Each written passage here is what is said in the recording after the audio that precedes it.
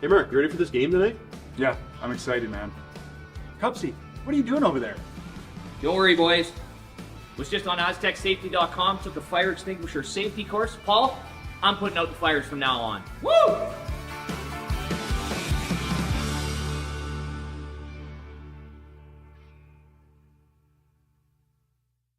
All right, real talk for a second. If your snack situation hasn't changed in years, maybe it's time for an upgrade.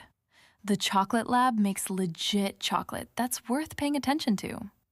That's it. Back to whatever you were doing.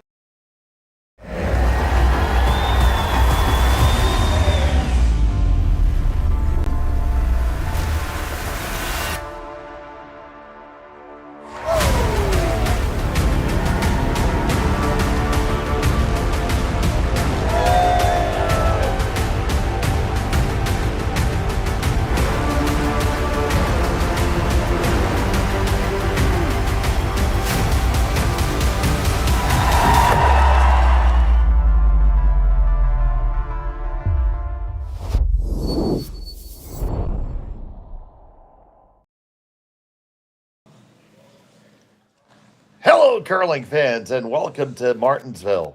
It's the Curling Stadium Martensville International. Semi-final time here between Jordon McDonald and Brad Gushue. So happy to have you here with us for this event. It's been a weekend of good curling, and we're getting down to the nitty-gritty right now. And alongside of me is Sean Joyce. Hello, Sean. Good afternoon. It's almost don't need to say hello. I haven't. We were only off the air for a few minutes with an extra end game this morning.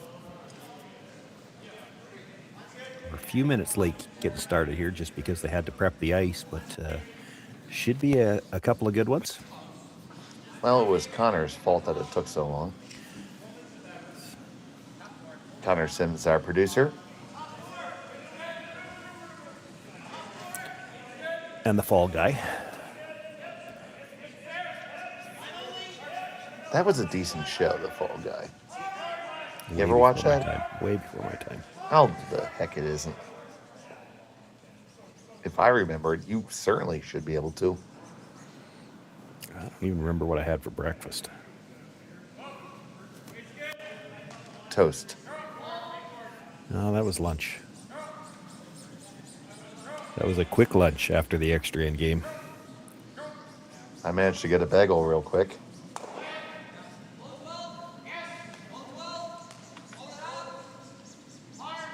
So here we see it is Team Gushue with the hammer. They're playing yellow. McDonald has the red, and they tick that guard. Guard was more problematic than you thought. They rubbed it going around, and then they rubbed it trying to hit the open stone. And they did not rub it just the right way.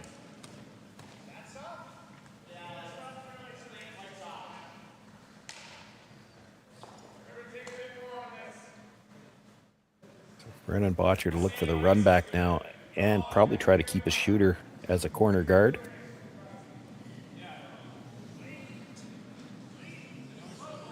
We thank you guys for joining us. I know that you might be watching that other tournament happening. The Winter Games, of course, occurring right now. We got some good curling here as well. Wasn't really watching anything, but I did hear we were talking about it before we went on the air. Connor Sims, we keep blaming him for everything, but he was watching some of the productions. He told us there was a fight going on, and believe it or not, it wasn't in a curling game. That was surprising. Yeah, they had a hockey fight. Went to a hockey game and the curling broke out. It's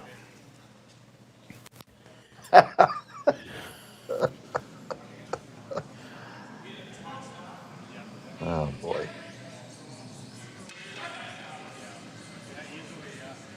It's play to the outside. They're going to make the double takeout, roll clear.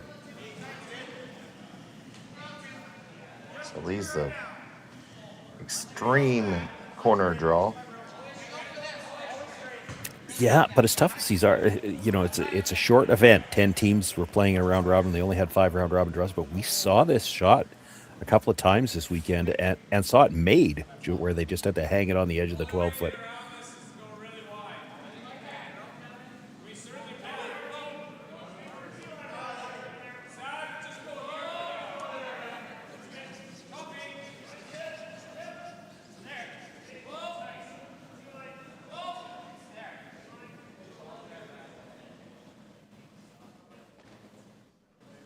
We might have just seen it made again.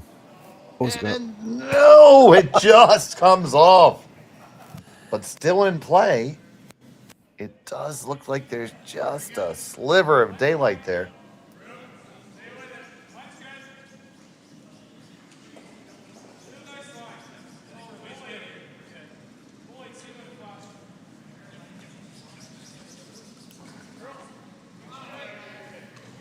So here's third stones for Team McDonald, Jacques Gauthier.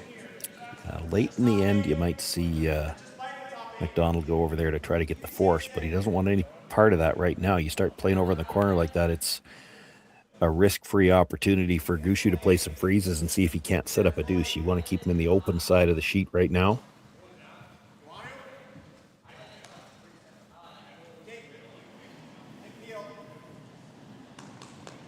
Long-time third, Mark Nichols.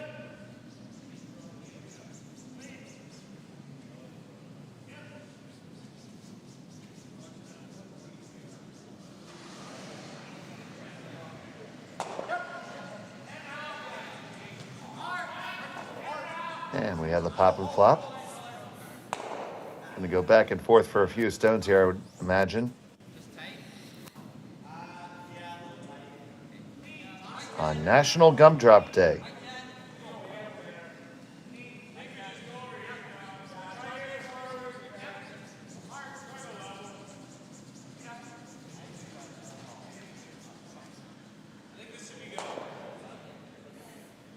Hit and stick, no problem.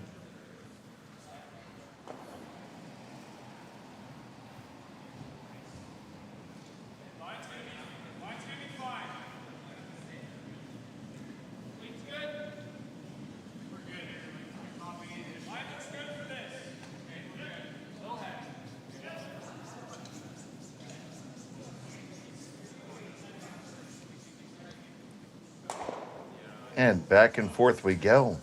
Yeah, we're at the point in the end now where both teams will be very conscious about trying to... you got to stick your shooter. Anybody rolls out now, we're going to see a freeze attempt on that stone that's just out of the rings. The other semifinal has Tuma facing Mike McEwen. Jason and Jimmer have that call. Get another device going, watch them both. If you haven't subscribed to Curling Zone, we'd appreciate it if you do. Doesn't cost you anything. Keeps you updated on all kinds of great curling action throughout the year. We archive literally hundreds of games every year. Probably into the thousands that you can watch anytime you like.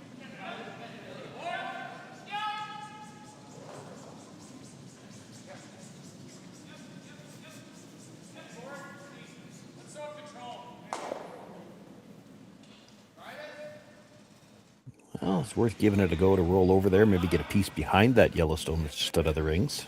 Make the Yeah, blank might as well give it a shot. Yeah, if you roll out, he was going to have a fairly routine blank opportunity anyway. You do have to throw some weight if you're going to try to get over there, because you got to roll fairly flat. Jordon McDonald with his last of the first.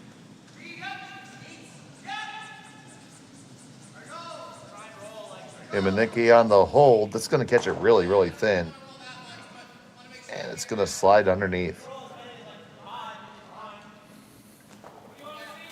So Brad wasting no time. Going to take a look at a different piece of ice here. Throwing the intern across the center line just to see what it does.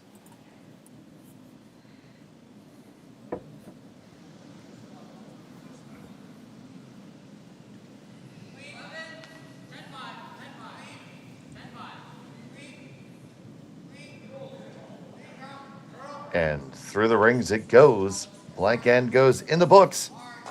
Brad will have the hammer when we come back from Martensville on Curling Stadium. Developed over a decade in collaboration with the finest ice makers this side of the Atlantic, the Pebblehead PB5 is nothing short of a triumph of sophistication and craftsmanship. Weighing less than half its lumbering copper predecessors, yet boasting tenfold their durability, the PB5 delivers perfect, consistent ice, time after time. The PB5 by Pebbleheads.com, the apex of ice-making ingenuity for the roaring game of curling.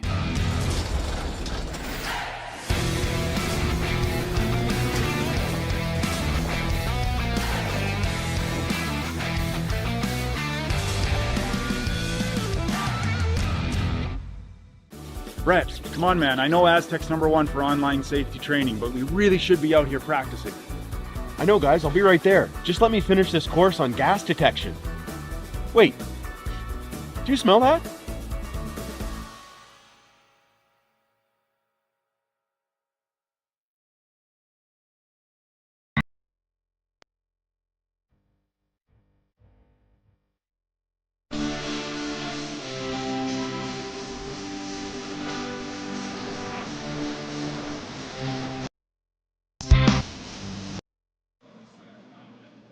Welcome back to Martensville, to semifinals of the Curling Stadium Martensville International. Jordon McDonald versus Brad Gushue. Gushue with the blank in the first, has hammer thrown yellow here in the second end. See another big crowd on hand here in Martensville. Been large crowds and good support all weekend long.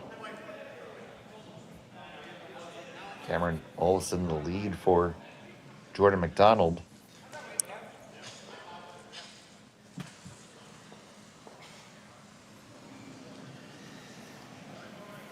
Center guard thrown up to start the end. It's a little higher and a little farther off the center line than they would have liked. I don't know if they're coming around here or throwing a second guard, tight guard. You see the other semifinal on the other sheet. We'll keep you updated on the score as it goes.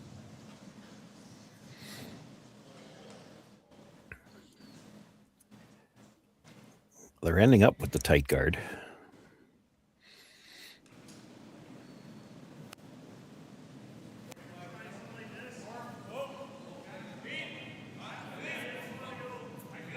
Obviously has the virtue of being lined up with the one in front of it. Yeah, but not on the center line. So Brad thought about the tick shot. You don't get to play that very much anymore. Kind of an unintended consequence of the rules. I think the other side of it, you don't get to play it as much anymore because a rock touching the center line can't be moved off the center line.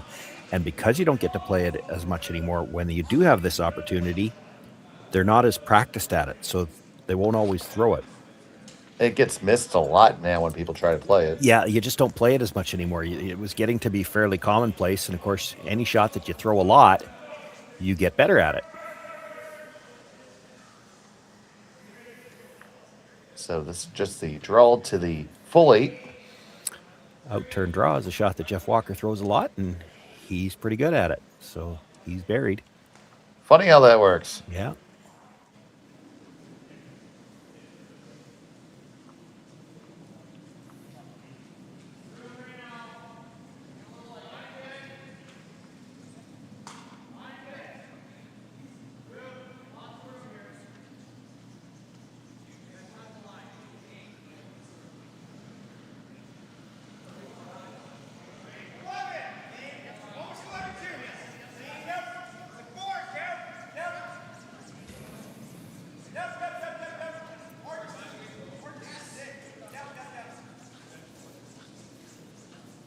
Gets a piece around that yellow.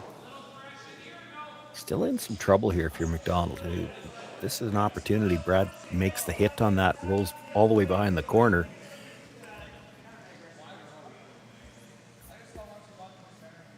It's not just 2. There could be 3 in play here.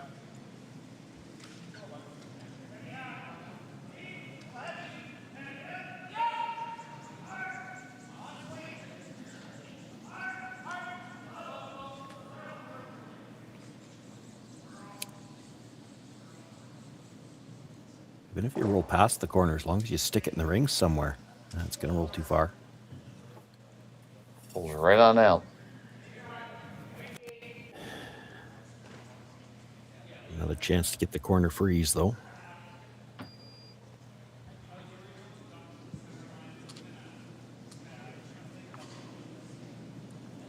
So, Humaniki with the toucan.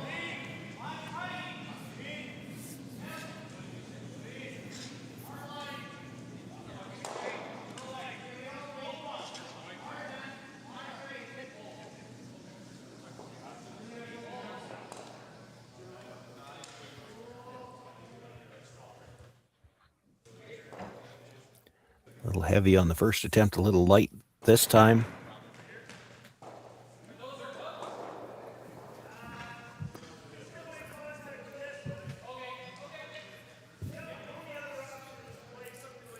You can probably see enough of it to run it onto the yellow.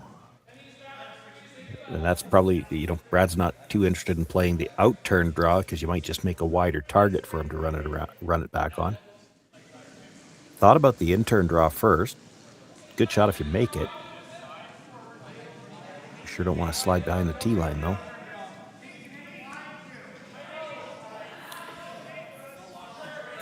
Thinking about trying to make a play on the guard and roll into the rings.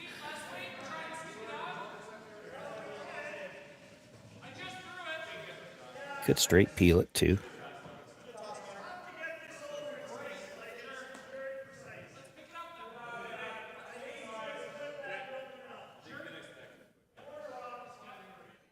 I think they're playing the straight peel now. Just that to play the delicate shot, try to hold your shooter. And again, we don't have the mics on, so I can't hear the players, but he's worried about touching the yellow on the way by. Uh-oh. That was a plan B, and it wasn't a very good plan B. Yeah, they file switched that under plan bad.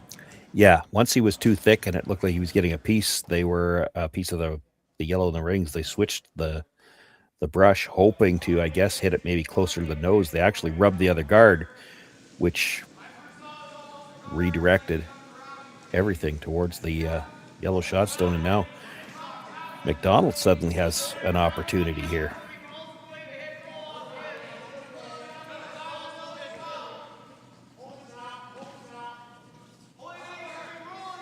Don't know why you would play that. That guard, if anything, is probably helping you right now because it's kind of in the way for the in-turn draw.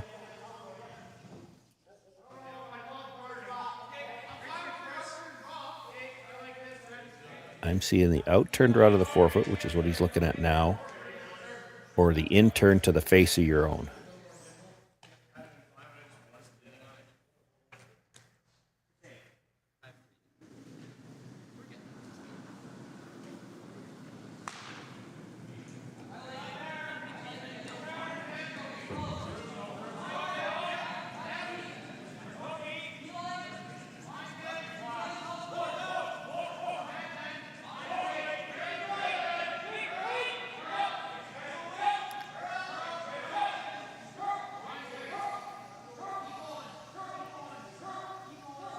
Olsen trying to drag this all the way back. Yeah, that's pretty good.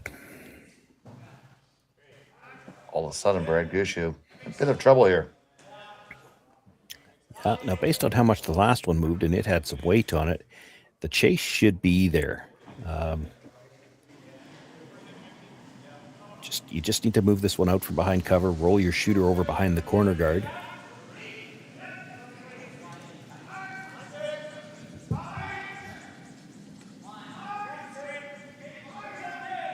This is really curling. Might be able to move them both. Does. And gets behind a piece behind the corner anyway. Yeah, just a sliver under.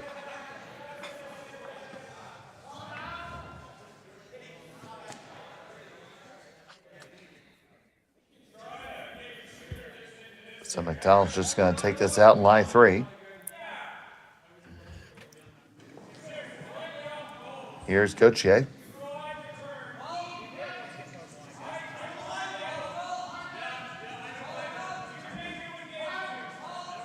This one's not wide, Sean. No. And really, really quiet. Just gets past the guard. Big scrub. I didn't see the weight call, but that's just barely hack, and he could see all of that. I would have expected, a little bit more weight. It's probably a double and roll behind the yellow now. Yeah, huge scrub by Humaniki there.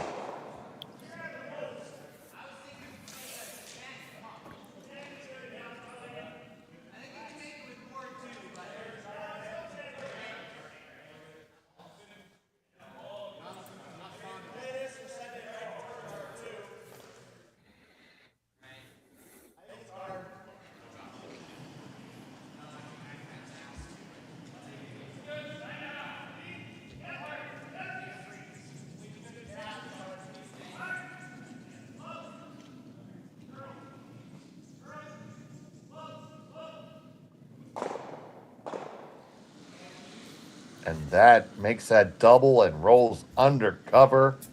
Sweet. And it's shot rock, so Jordan's going to play the run. Could not have walked that down better. Tough to, you can roll towards the rings, but I don't think you can get in on this one either. If you make the double. If you don't make the double, it really doesn't matter if you roll in.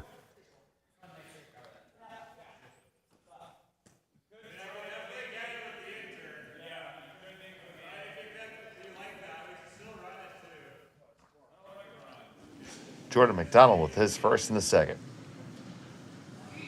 Needs to make this short double. Not really even laying a brush to it. Bang, bang, there they go. Well executed, but now you do give Brad Gushue a chance to make a skipper's deuce here. Yeah. It is going to be a short run on the red, so I don't know whether he plays the draw here or hits the outside one.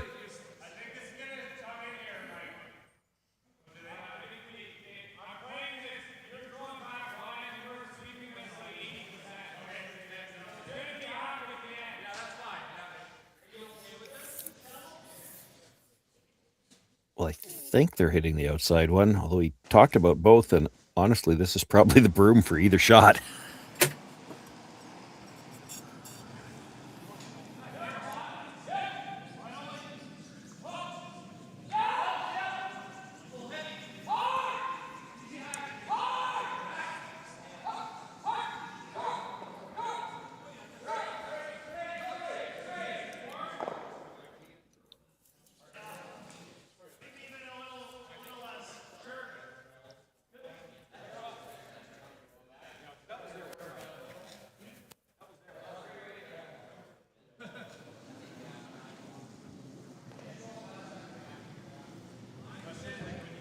On the way from Gushue.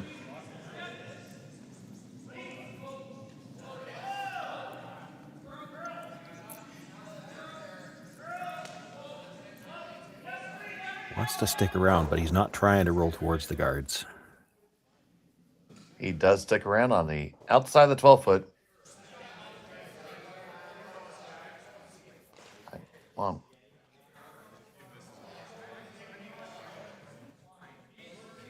McDonald's thinking about playing the draw here. yeah, I know. That's why I just gave that extra sigh there, buddy. Because of who it is that this surprises me a little bit.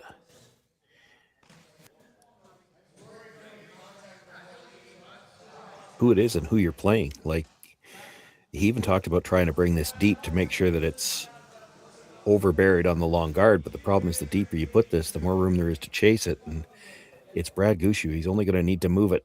He doesn't need to get it all the way out of the 12-foot for two. So Jordon McDonald showing no fear here. He says, let's go. I got a chance to steal. Let's try it.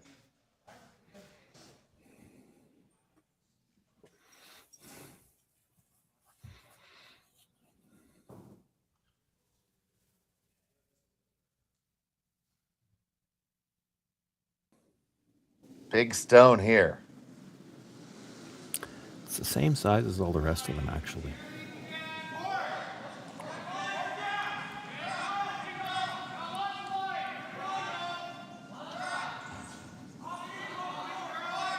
trying to carve this one over. It does have to move. It's way the heck out there. Yeah, And this is not good if it stays out there. yeah, there's definitely going to be room for the chase. Oh, you can chase that all day.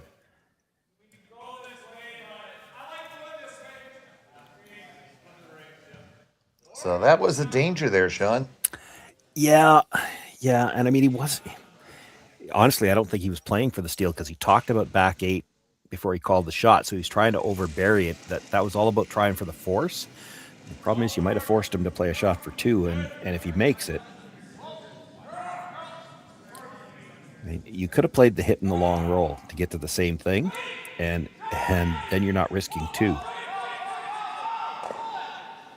I thought he'd be hitting there for sure.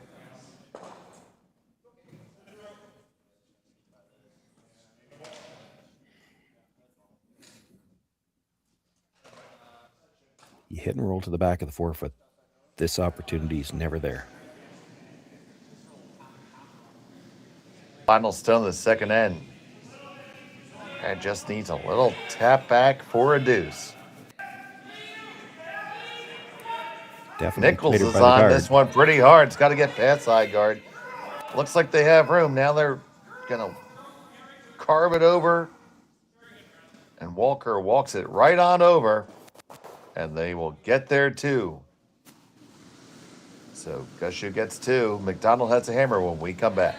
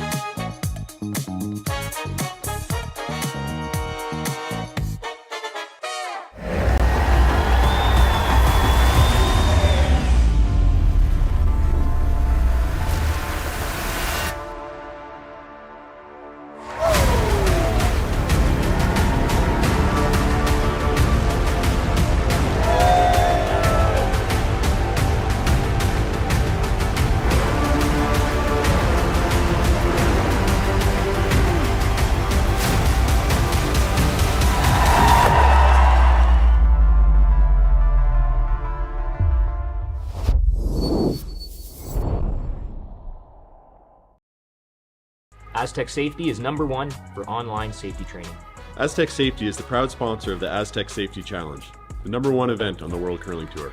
And Aztec Safety has been a proud sponsor of Team Jacobs on our quest to represent Canada at the Olympic Games.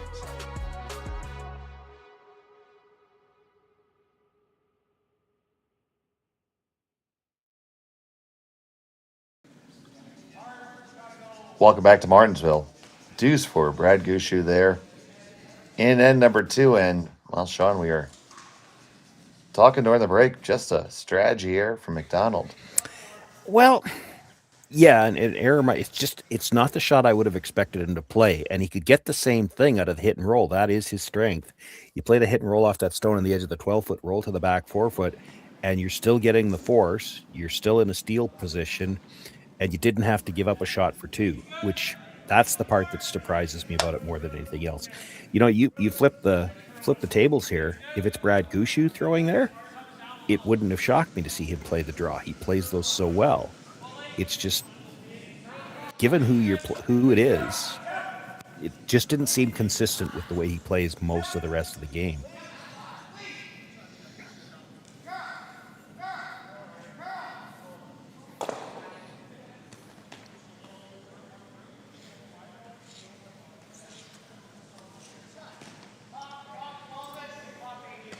And I agree with you, Sean. Error may have been the incorrect word. It's more not the choice we expected. Yeah, it was out of character for him, and you know, didn't make it as well as he could have either. Well, there's always that.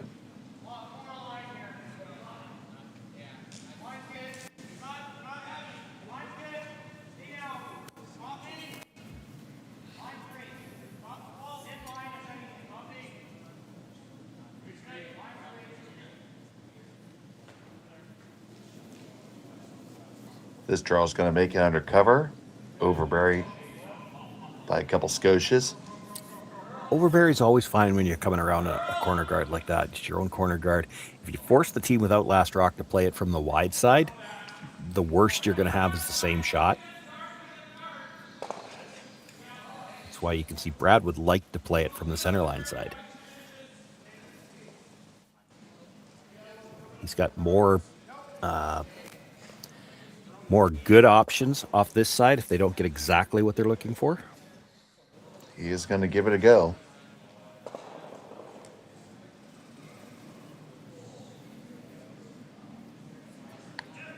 Brendan Botcher. Briar winning skip himself.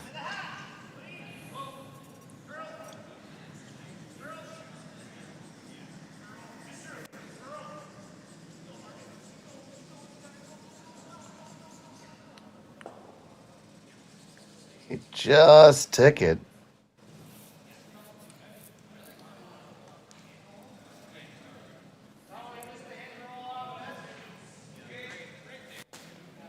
And McDonald has a big score in his mind. Yeah. When that guard's tight, it's probably arguably more dangerous to him than the stone in the 4-foot right now. But he's not really looking at the double. He's looking at, because it's so tight to the rings, you could hit and probably roll in. You could get kind of a double corner out of it, but also have a second biter. He's looking at just rolling to a corner. I don't mind the bigger roll. You get the piece in behind that longer guard. It still protects that stone on the edge of the 4-foot, and there's a chance the edge of the 12-foot, and there's a chance it's biting the rings.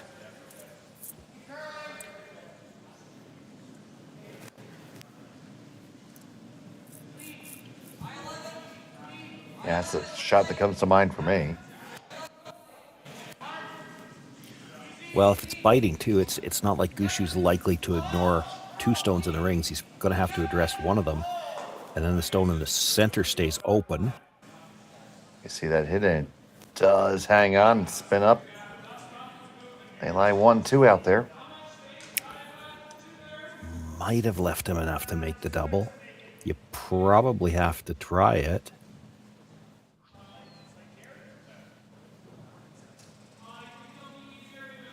Is there any benefit to throwing a draw under cover?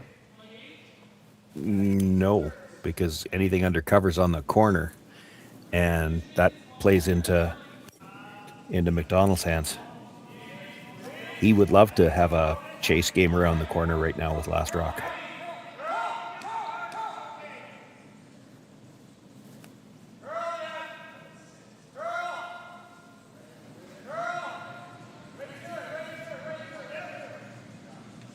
So Botcher, always been good with his upweight ability.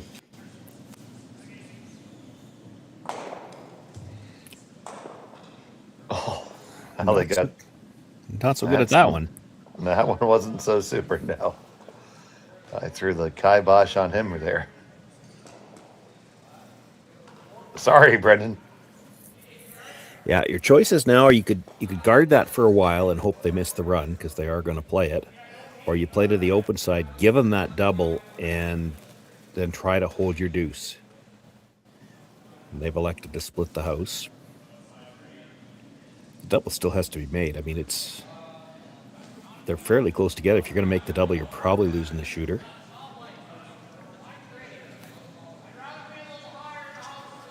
And we're just going to split the house and lie 3. You don't want to be too deep here. That actually might give them a chance for a triple. That should be good there. Certainly no triple, but you got to try the double. You got to try the double, and you're trying to work the rocks back so that they're closer together. You've got one double is there now, but you need to try to set up another one. Hard to make this double without losing the shooter. That's the problem.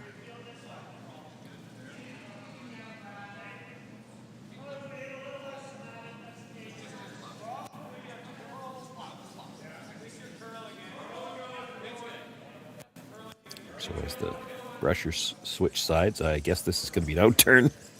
They don't want Brendan on the inside very often if they can help it. He gets a lot of guff, but he does okay.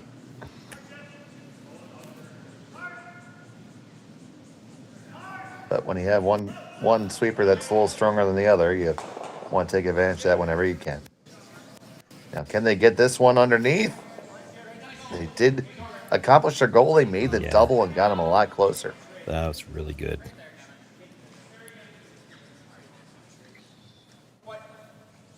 I'd go as far as saying that's really, really good.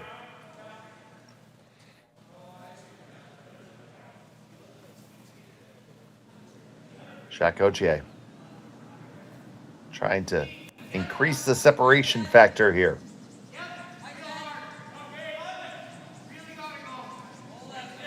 Quiet wait again.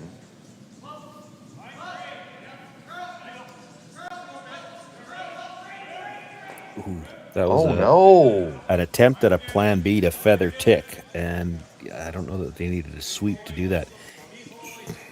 Not a lot of weight on that, but again, when you're trying to roll big to the other side, he definitely, I think, underthrew one last end. I would argue that was probably a little underthrown as well. So get out of jail free card here for Brad Gushue. McDonald's going to try to work his way back to a blank, most likely.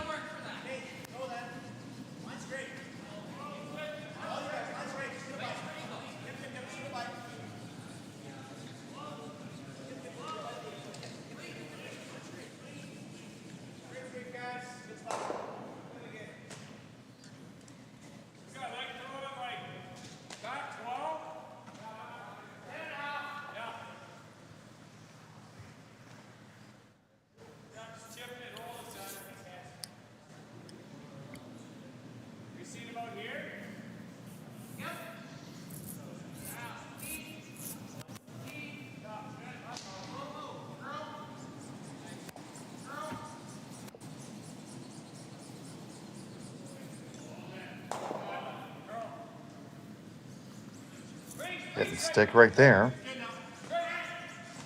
Yeah, I think if Brad hits it right on the nose again, he'll be in the rings. Can't afford any roll to the outside at all, or he'll be out, and then they just have to make a play on the back one. If he rolls towards the middle, it makes the double a little bit more attractive.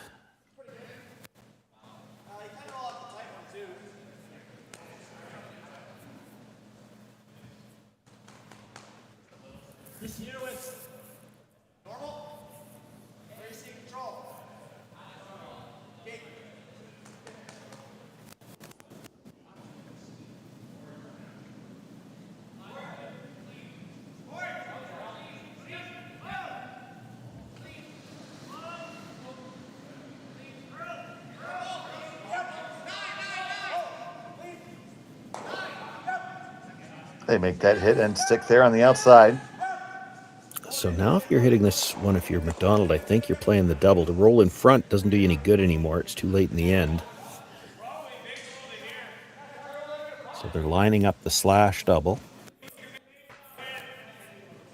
Got to make it here, or you'll see Brad split the rings and you'll be forced.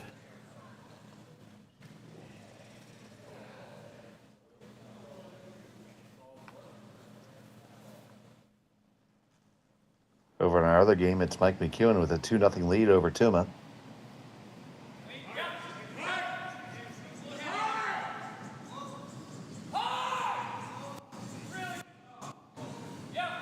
Good deal of pace here from McDonald. Clips the outside and over the top it goes.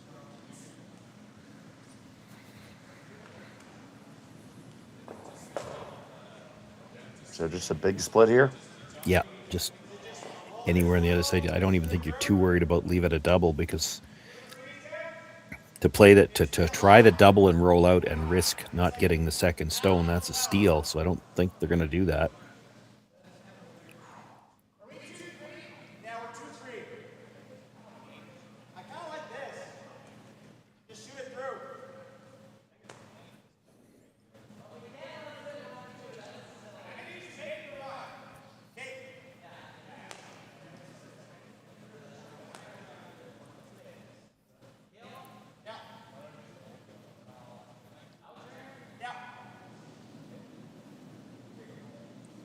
So the intern draw from Brad Gushue. Try to put this back 8 foot so that he doesn't have the choice to even try the double for the blank. But I don't think he'd be too worried about him trying it.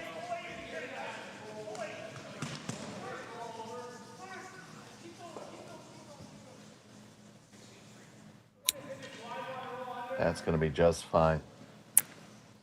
Yeah, if he was going to play the double now, he'd have to play the slash, and he's just going to hit the back one and try to take his single.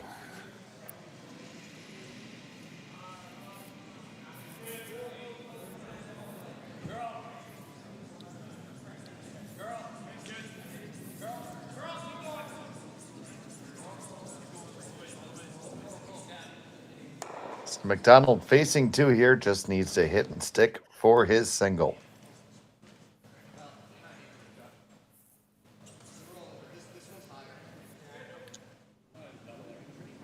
Final stone of the third end.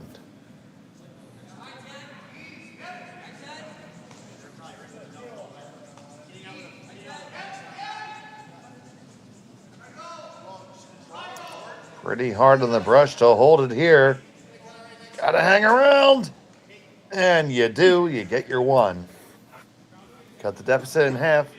Brad Gushue will have the hammer when we come back from Martensville after this. Who knew after 20 years in real estate I'd have to make silly videos for Instagram and come out behind a tree? Stu, we need to do this stuff.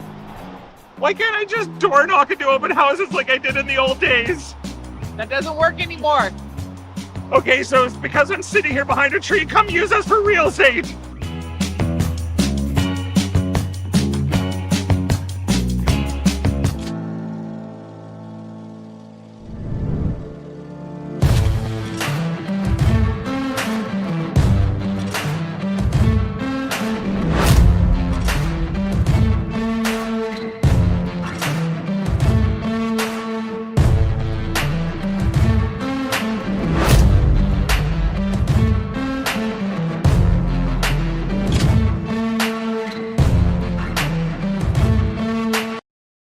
All right, real talk for a second.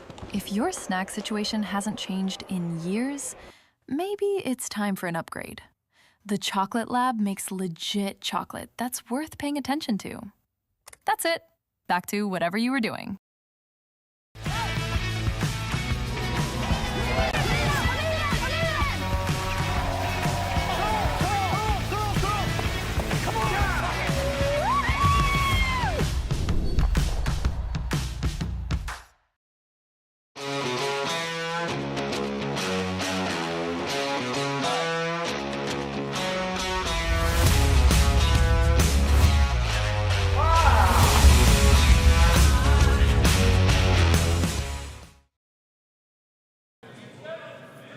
Welcome back to Martensville. Single point for Jordon McDonald. Force was executed by Brad Gushue, and he has the hammer up by 1. You see this first card did come into the rings. So it is dispatched promptly. Yeah, I might have liked to keep his shooter in place somewhere, but it rolls out.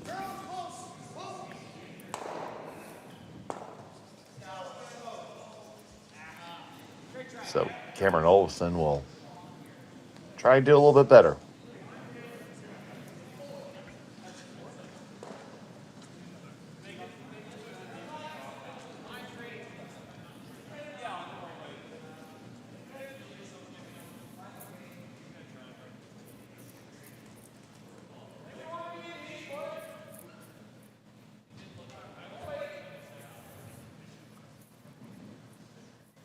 A lot of folks joining us right now. Thank you so much for tuning in live. If you haven't subscribed to Curling Zone on YouTube, please consider it. We'd really appreciate it.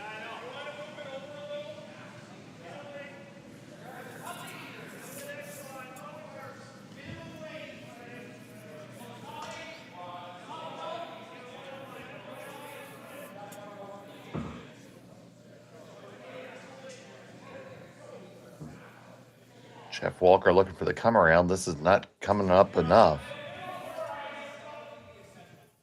Get a little spin at the end, they can bury a piece of it.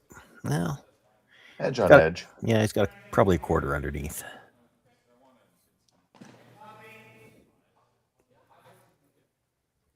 So now we're going to have the stack attack.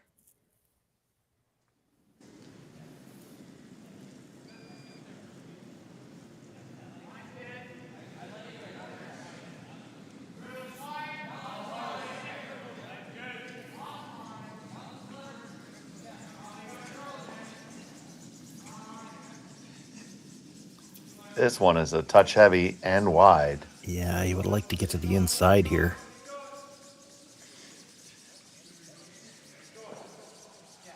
Or at least stay enough on top of it that it couldn't be removed, but they've left air. There's room to get the hit and the roll underneath.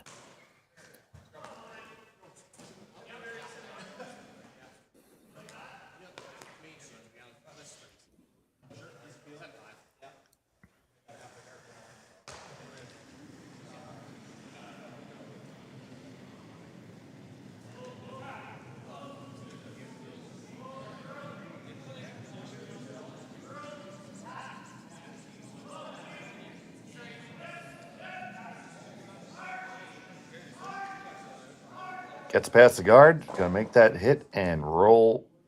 Undercover does stick out the other side a bit. McDonald looking at the straight run.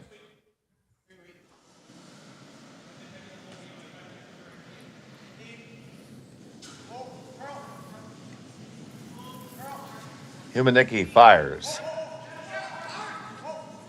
Right down Broadway, Gauthier on the sweep. 1-2. Gets the other one moving, but not all the way out.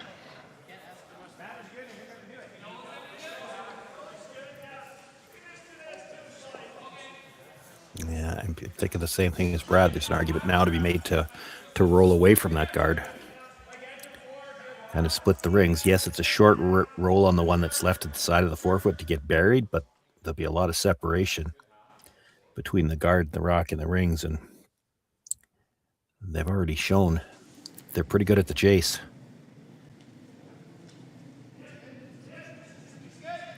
The last time we said Botcher was good at something, we messed it up, so let's not say that. Yeah, this doesn't look like he's getting the roll away for sure.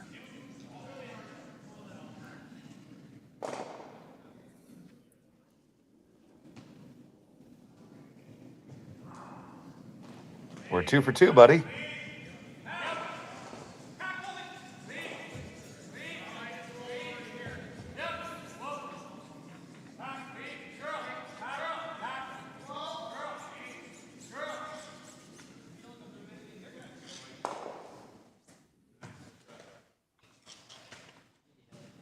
Here's Jacques Gauthier.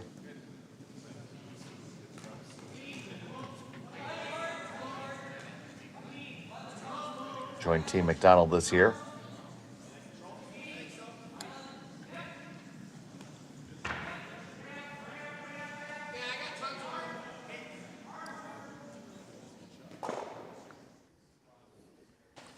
Hit and stick, they lie 1-2.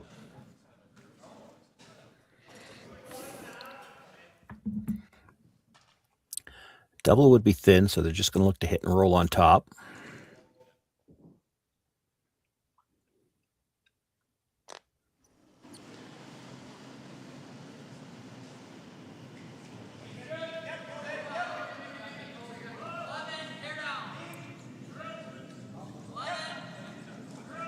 Stone on the way from Bam Bam.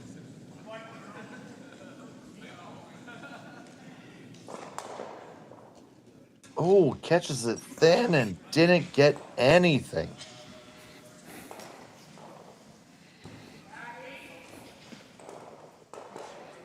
So we're missing some blocks and tackles here, Sean. Yeah. So now for McDonald, it's like, well, we've got a chance to force here. There's not really a good steal setup. You're not going to guard either one of those two rocks because Brad Gushue will just switch gears on you and come around. You don't want to leave a triple, so they're talking about back 8 foot.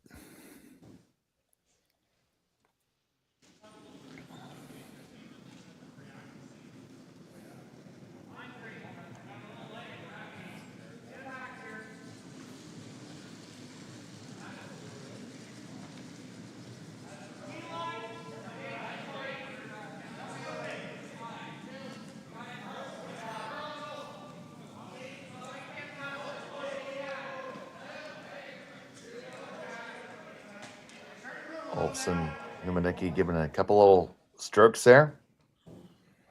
He left away to kill two of them.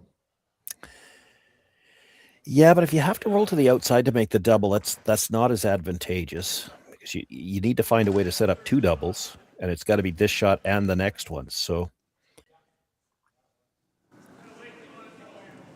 you could actually make a case for hit the one that was just thrown, roll over and sit on the corner. The other one's actually a pretty good result. I don't know if that's what he's looking at. He's still looking at the double.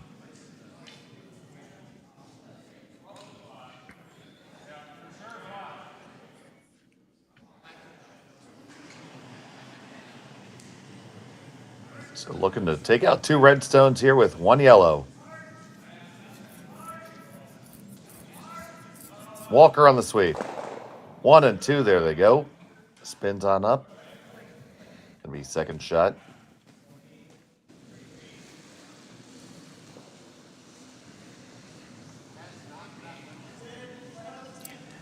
Yeah, but you make the nose hit here, and Gushue was forced. I thought he'd look a little harder at just play the hit and roll on top of that stone.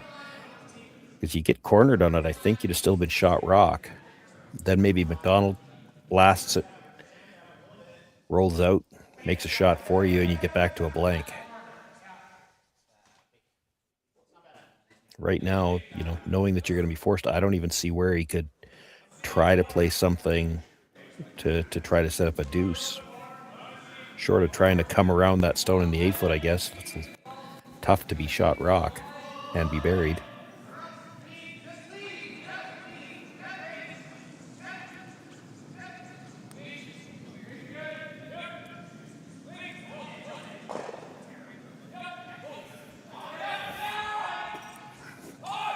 So you hit the one in the 8-foot and try to roll all the way across behind the one that was just thrown.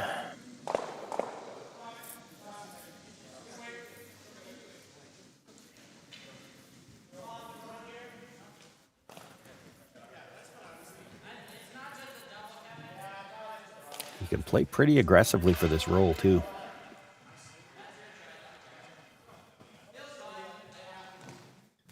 Yeah, worst thing that happens, you're drawing the 8-foot.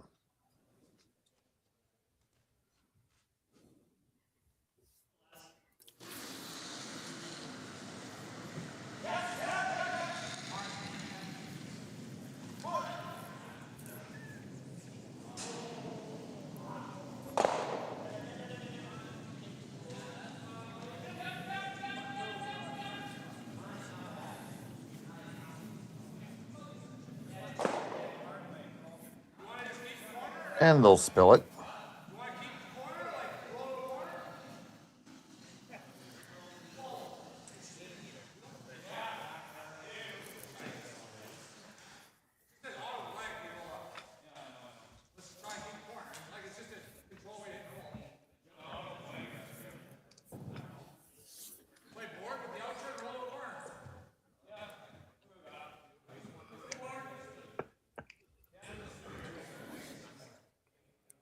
Looks like Jordan's content to just split the house nice and wide. I thought they might at least try to think about, okay, where do you think, what's the fine line? Where is the point where you make Brad think about, am I hitting this or drawing? And it's Brad, so... Brad's going to draw. Probably. Full 8 even, he's probably drawn. But, with this broom, they're going to go much wider than full 8. No. The way he threw it, maybe they aren't. He's got quite a pronounced backwards motion on that out turn.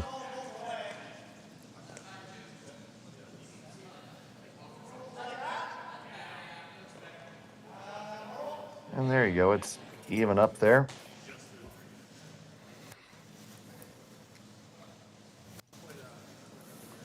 No hesitation for Brad Gushue. This will draw all day. Yeah, no, and there couldn't be those. You couldn't hit either one of those stones on the nose to be shot rock, so you got to draw. You only need to just about bite the 8-foot.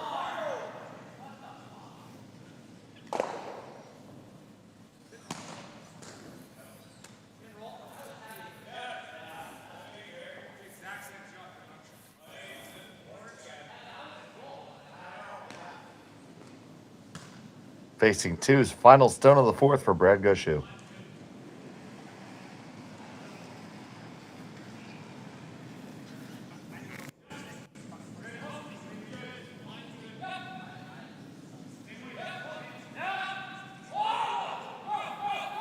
Just watching this one come down.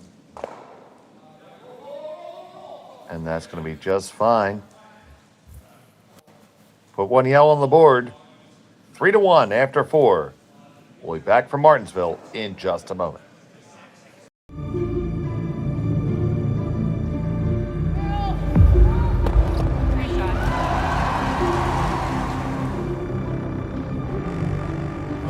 Yes, yes. Curl in. Whoa, whoa, whoa, whoa, whoa, whoa. Oh boy. John. Wait, wait. The hell is all good.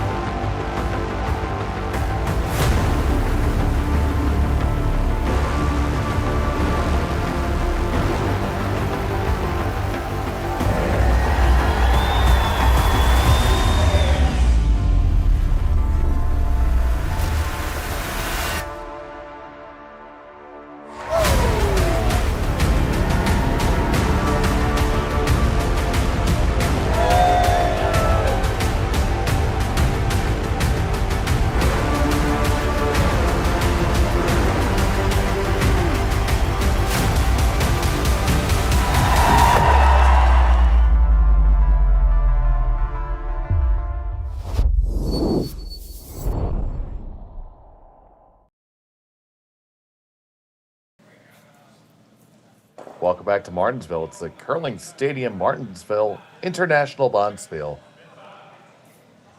Semi-final action here between Jordon McDonald and Brad Gushue. There's a single point for Gushue in end number 4. McDonald has the hammer, throwing the red here in the 5th.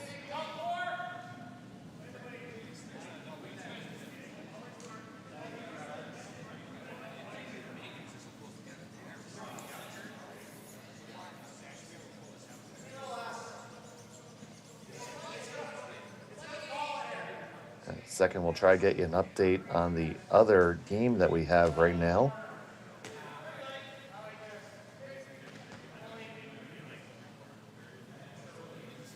Connor can sneak a peek for us.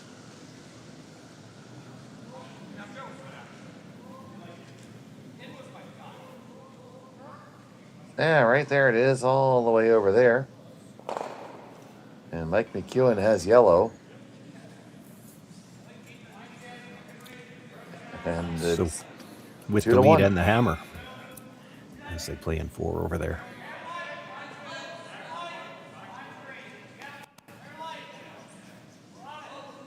So they're just a skosh behind our pace.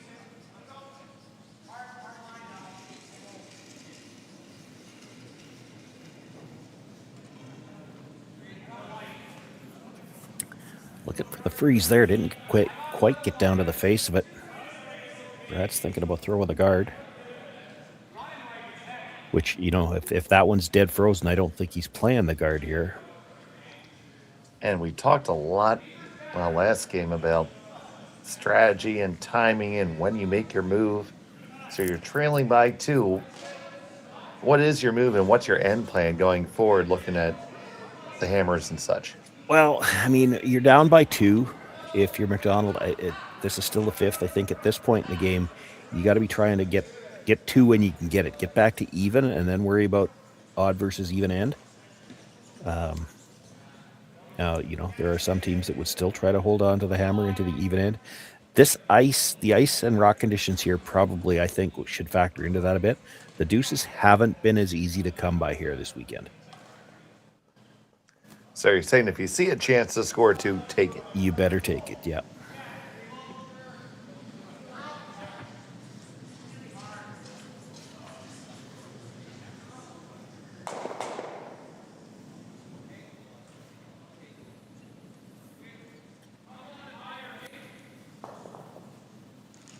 And what is it about the ice and rock conditions that would make a 2 tougher to come by?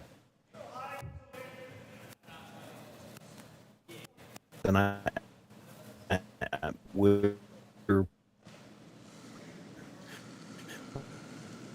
discussed this a few times. We're at a bit of a loss. We've seen more open misses than you normally would expect.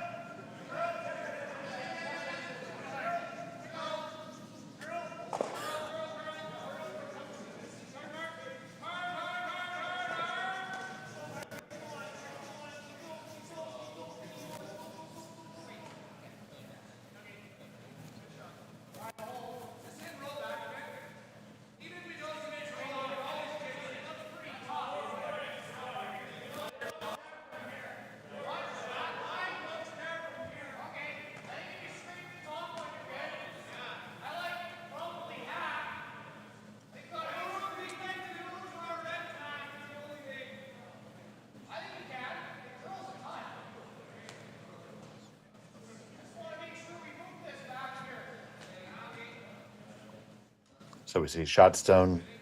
They're in the 4-foot for yellow.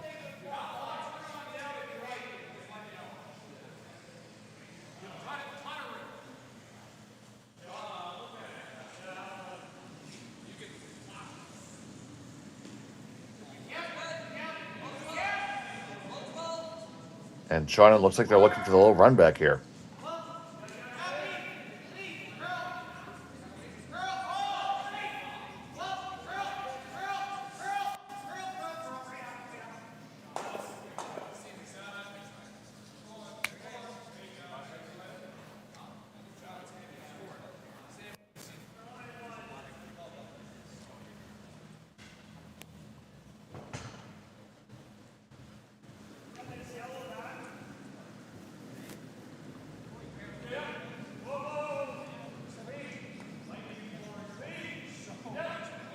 So, Shotstone belonging to Jordon McDonald.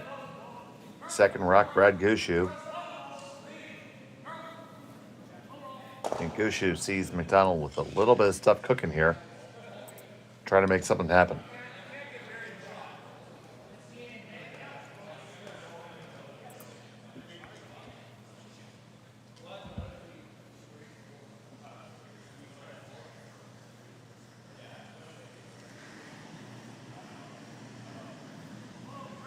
Mark Nichols.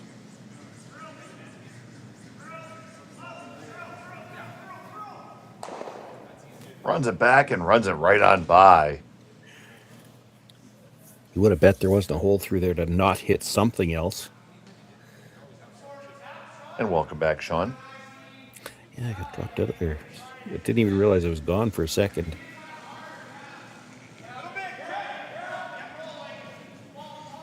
Well, in the meantime, while you were gone, we solved the problem of cold fusion.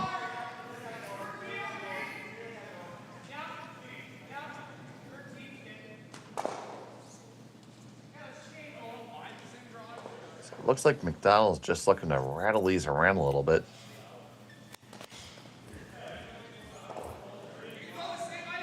Here's Gauthier. And a very soft release. That's a much more pronounced delivery there.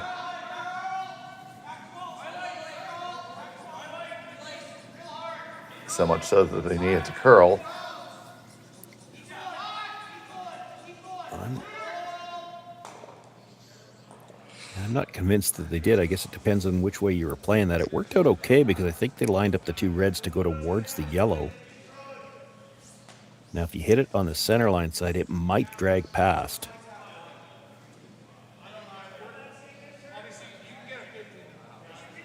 Try to make the double, you might lose your shooter.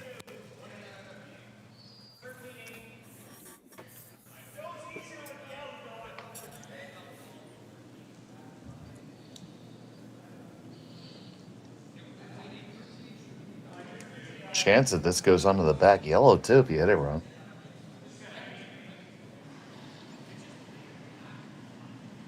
I think they're counting on it dragging enough to miss it. But I'm not positive it does, but...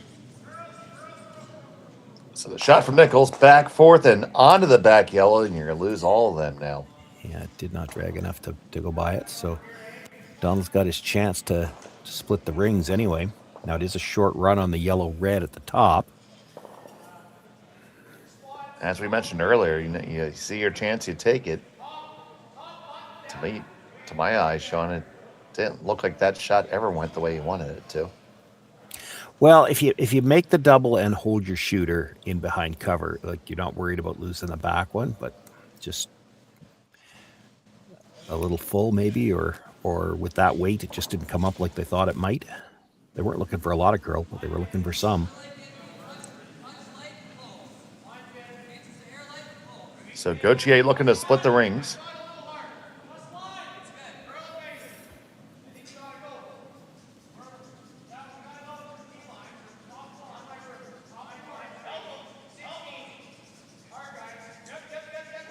Olsen and Hubenicki getting the last licks in. We'll do the job. The run double's probably there, though. We're trying to get that a little bit deeper. You get it a little bit deeper, and the double's tougher. This will be one heck of a shot.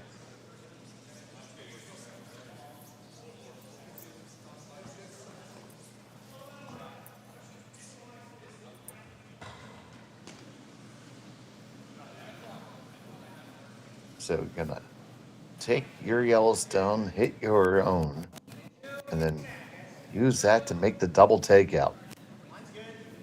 Big time shot on the way from Brad Gushue. His first of the fifth.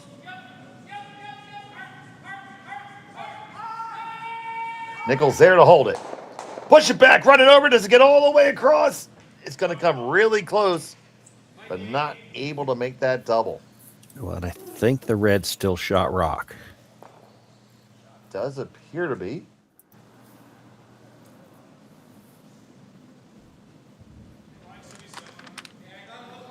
You know whose opinion we need on this? Trevor Johnson. He'll tell you. Get him off the other. He'd already have the broom down. You had to have watched our quarterfinal game this morning. Trevor Johnson running the house for Team Clyder. Had a couple stones that everybody was debating. He said, I got this all day. I know exactly what stone shot. He's the only one that didn't take 40 seconds to look at it. It was just, he was standing behind the hack saying, why are you even looking? Got it by a mile.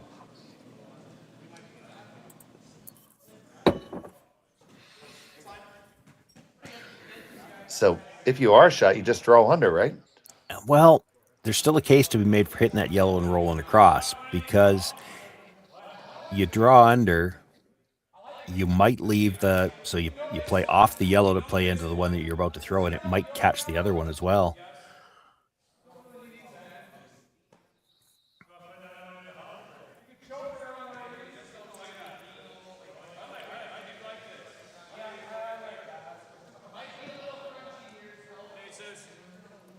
And if you are drawing under, how deep do you want to be?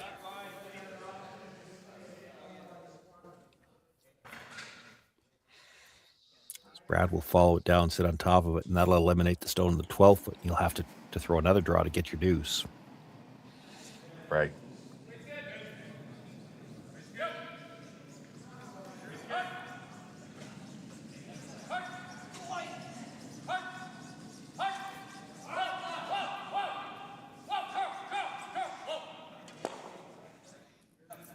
You have to be careful how deep you come. You come deep enough where a quarter rock off the yellow would make the double onto the one you're about to throw. Brad probably thinks about it, because that quarter rock would be what he needs to jam the yellow into the red. He still might end up just following you down, but First to 2 here for McDonald. He really needs his deuce here in 5. You sure don't want to be behind the tee. Then he's following you down, and you might only get one. This is checking up. Going to be above the tee. That's not too bad.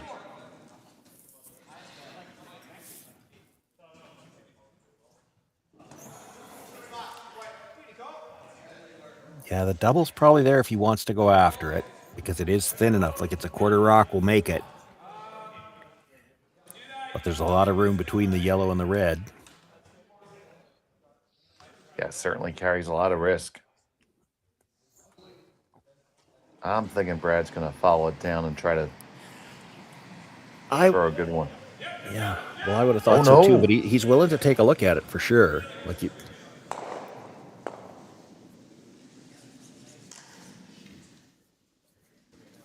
it's hard to imagine you're not getting one of the reds here. The only way you don't get one of them is you hit this way too thick.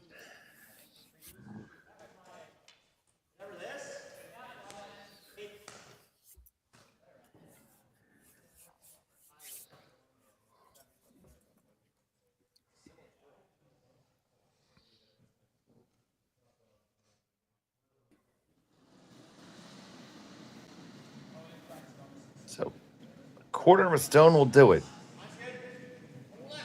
You miss it? No, it's just not good. His last of the 5th.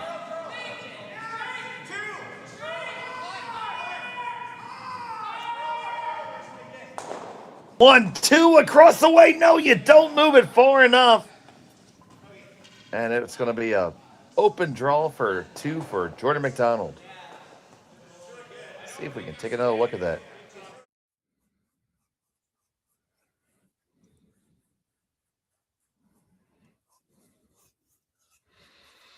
You can almost see them getting caught here where, they know somebody's going to have to sweep, but they weren't sure who. Both brushes went down for half a second. He did touch the stone any thinner at all on the first one, and he gets the second one. So close, but it's a game of millimeters. So, a draw to the paint for his deuce. Jordon McDonald, final stone of the 5th.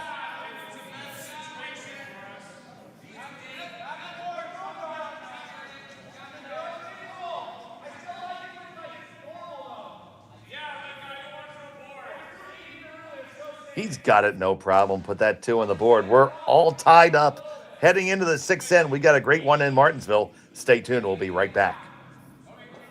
Developed over a decade in collaboration with the finest ice makers this side of the Atlantic, the Pebblehead PB5 is nothing short of a triumph of sophistication and craftsmanship. Weighing less than half its lumbering copper predecessors, yet boasting tenfold their durability, the PB5 delivers perfect, consistent ice, time after time. The PB5 by Pebbleheads.com, the apex of ice-making ingenuity for the roaring game of curling.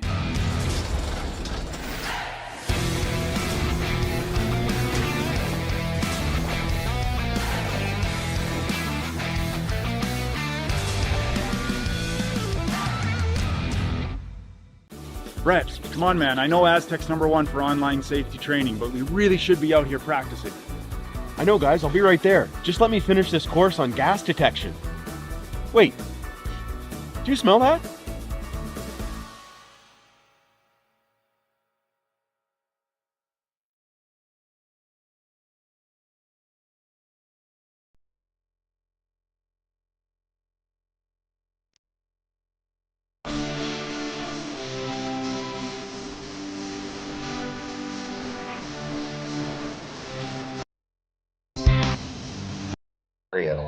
And welcome back to Martensville. We have a tied-up affair here. 3-3 between Jordon McDonald and Brad Gushue. Semi-final action at the Martensville Curling Stadium International Manitoba. So happy you could be joining us here this Sunday. Championship Sunday. Dave Schmel, Sean Joyce, and Connor Sims here with you.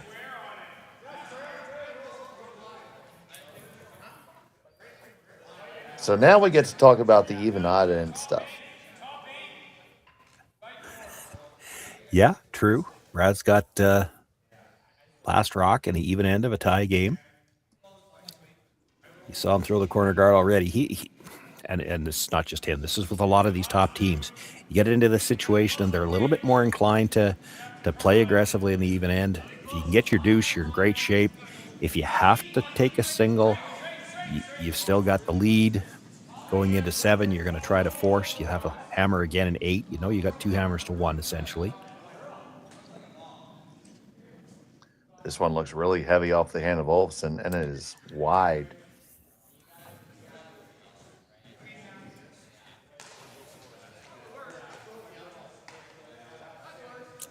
Yes, that rock screams, ignore me. Come around the corner guard.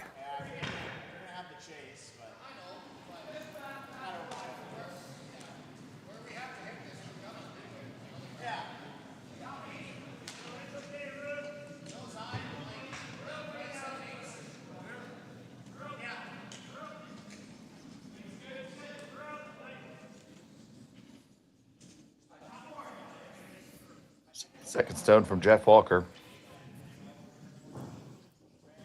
who makes a better door than window.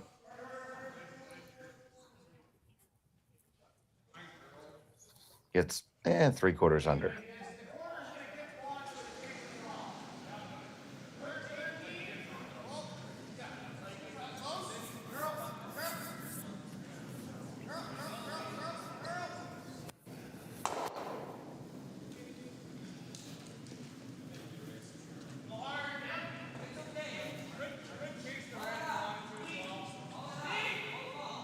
So Humanicki's going to chase this.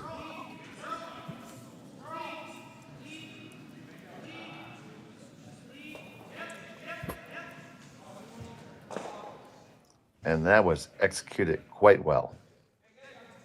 Does slide behind the tee line, leaving some freeze opportunities, but bringing that play back towards the center.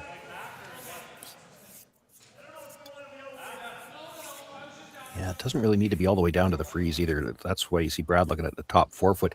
You come around from this intern side, get to the top 4 foot. Even if you leave a piece open, the side that's going to be open, all it's doing is jamming onto that open stone. He's still got a double, I think, off the outside too. So he's not real worried about even necessarily being shot here. You just need to get the yellow in a spot where they can't get it out. He can deal with the reds later.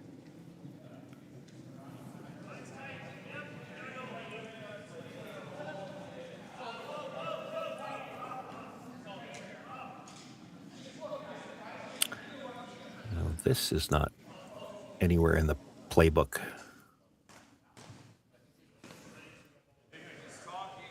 Fair to say, not the best game for Brendan today. No, and that flips things around from, you were in okay shape to this is now starting to look like the potential for a steal. I think you're going to see... definitely advantage McDonald. You're going to have to see a run, I think, on the next one. Angle, double run.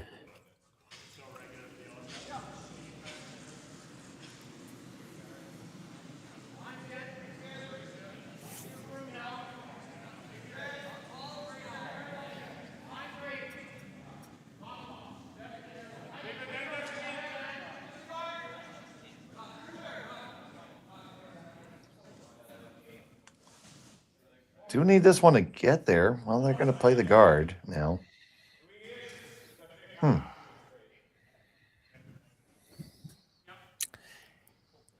Yeah, well, I don't think he played the guard. He signaled 4 foot.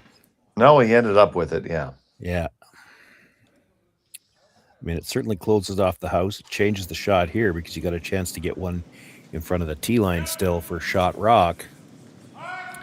It's the house is going to be quite closed down.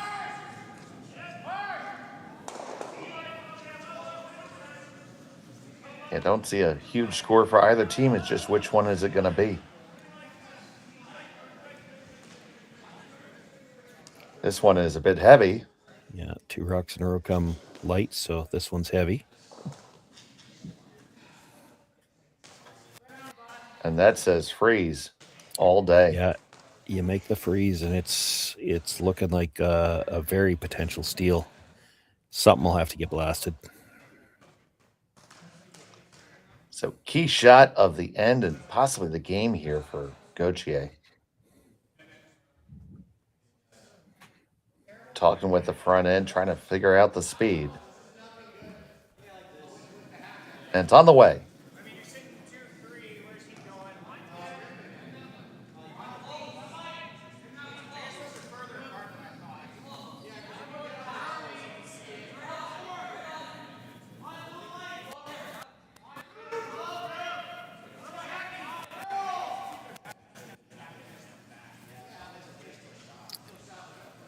A lot of room coming by. Just a skosh heavy there, too. Well, and too much line. Yeah, shot stone you see belongs to Team Gushue. Yeah, they're just handing opportunities back and forth here. Somebody makes a 4-point shot, and the end is likely going their direction.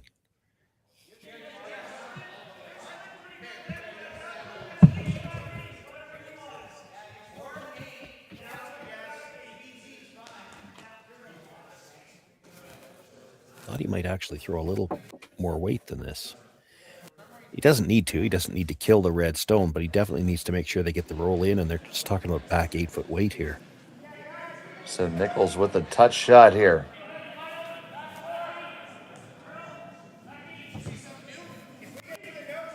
Botcher on the carve.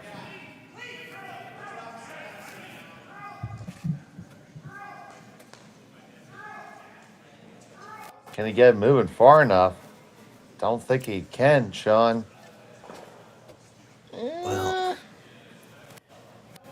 that was always the problem with that weight. Like, you're trying to throw back 8-foot weight. You still need to roll a foot, and you've only got 3 feet of weight left on the rock when it gets there. That's just, and it under rolled. Like, I think he can get to that with enough weight to double the yellows. You might have to take it off one of the reds, but that's fine. You don't need to whip it. Bumper. Get to the nose with bumper. That'll do it. Yeah, because the yellow doesn't have to completely clear the rings. It just... This looks quieter too, though. This looks like they're playing the heavy draw. Gushue. His last of the sixth.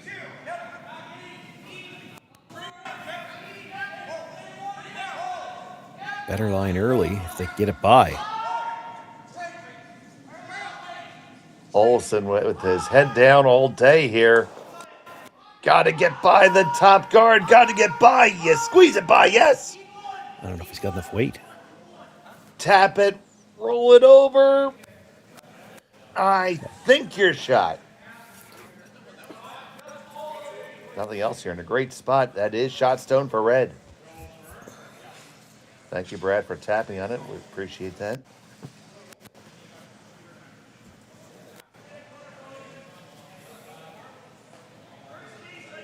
Oh, that was a big scrub by Cameron Olsen. He has earned himself a cocktail. Is he old enough to drink it? Not sure about that one. I'd have to look it up.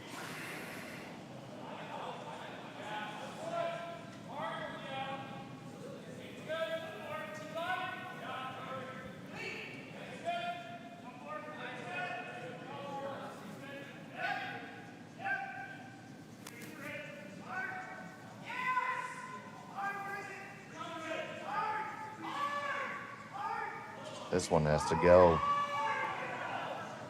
Well, he just needs to get the corner freeze for now. It actually curled more than they would have liked. He'd like to still be able to see a piece of that yellow to do something with it. So, a couple different options here. What do you say, Sean?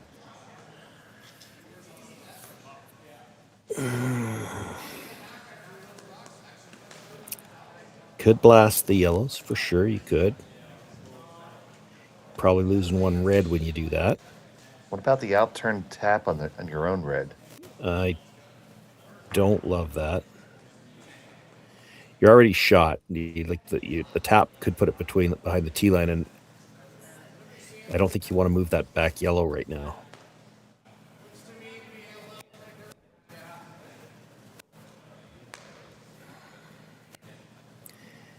could make an argument for a guard. I don't hate that at all. Brad's always going to have something to run in. The thing is, though, that the angle that everything's at, he can run yellow, or he can run something in, hit yellow onto red. The red's not leaving, but if it just rattles between those two reds at the back of the forefoot, yellow could be sitting 3. So do you play a little down weight on the yellow on the T line and try to shimmy in a skosh? That's scary, because if you ever roll to the outside, you leave a double on the reds.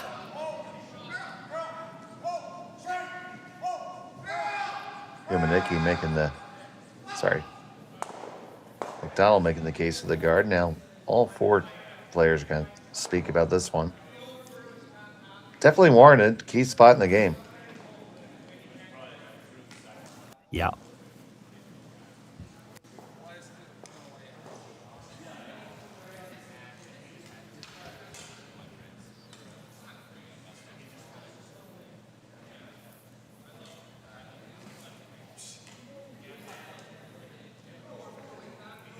I think when they were gesturing towards the quarter freeze on the top one, that's something they're worried about, not something they want to do. I think they're trying to freeze the top. hit and shimmy in. Yeah, I'm not sure with that ice.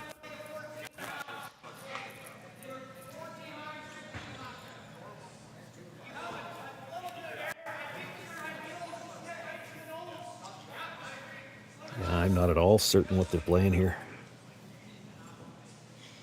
That ice. There's not a single shot that's not scary, Sean. Every shot is scary.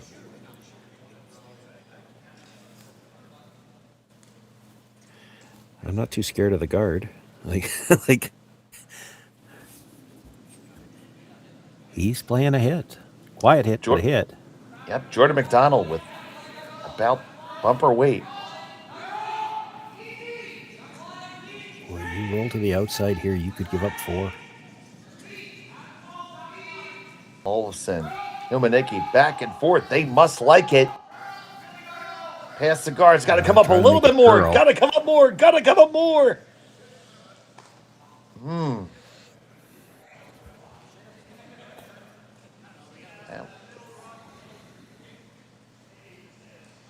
So shot stone to McDonald. I wondered about this too.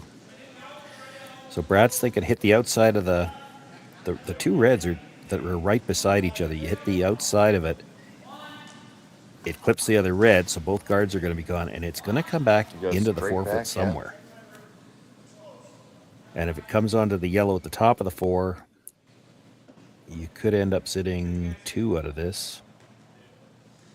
Even if it comes past it, like if it spins over the top of that and hits the red that was just delivered because of the angle it's coming at, it could get rid of a couple of red stones.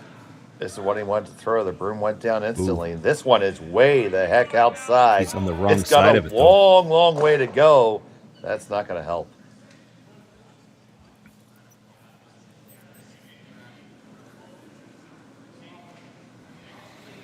All right, well, at least things are more exposed now, but...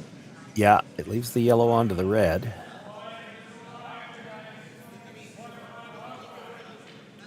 He just lost that one on the release, Sean.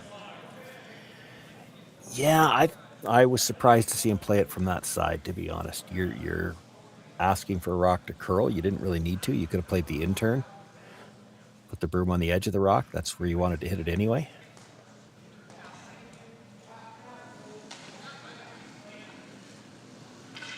He's tapping back onto the yellow, eh? He's doing more than tapping with that ice. I mean, it will get rid of some of the backing. I don't love this, though.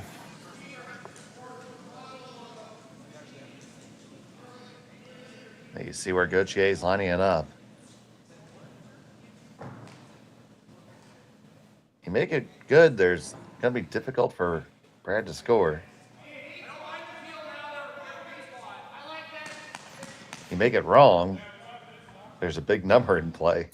Yeah, because, I mean, the back yellow is not the one that he's driving it onto first. It's right in front of a red. That one's not going very far. The last from Jordon McDonald here in the 6th.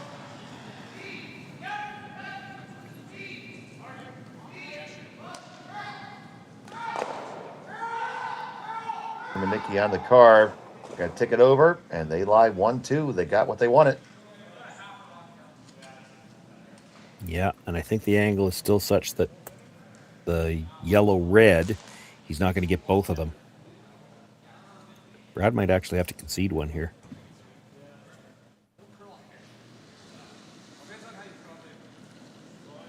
Well, they're going to take a good look at it.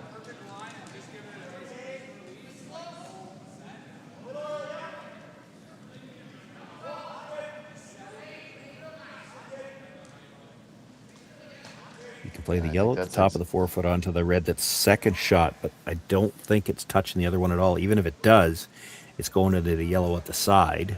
And you're probably losing the yellow. The shot, the raised stone, probably not. He's going to try to hit half a rock here, so it'll stuff it, but it's not going to be shot rock unless it moves the other one. And to me, it looks like it goes by.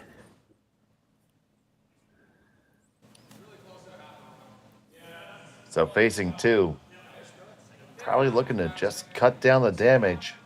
Final stone of end number 6.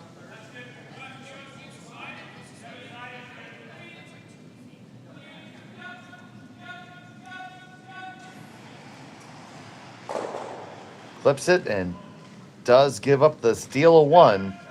McDonald gets one, has a 1 stone advantage because she will have the hammer in 7. We come back to Martensville on Curling Stadium.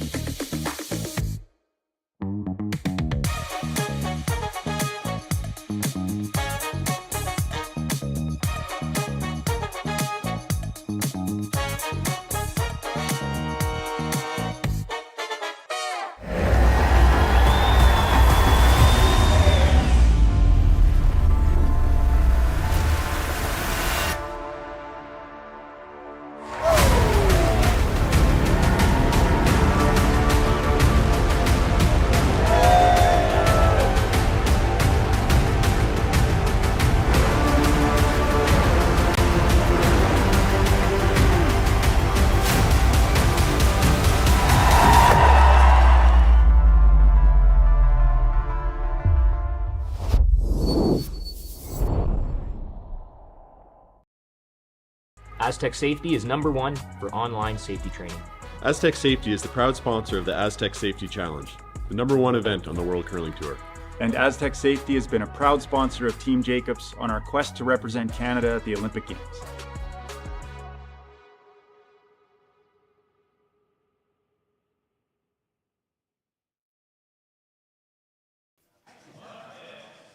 Welcome back. A steal 1 for Jordon McDonald in the 6th.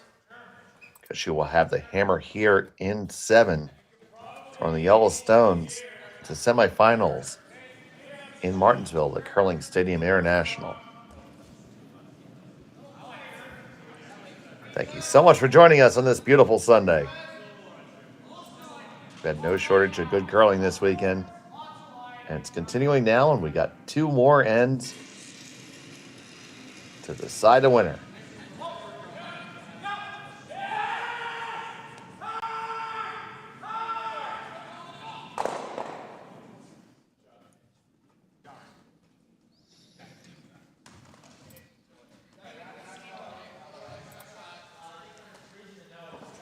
Or 3. That's right, 9. Along with Sean Joyce, I am Dave Extra and Schmel.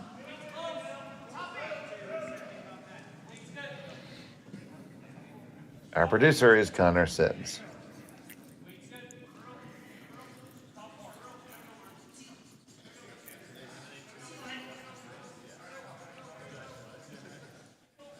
So to that point, Sean, how long does Brad push hard for 2 here?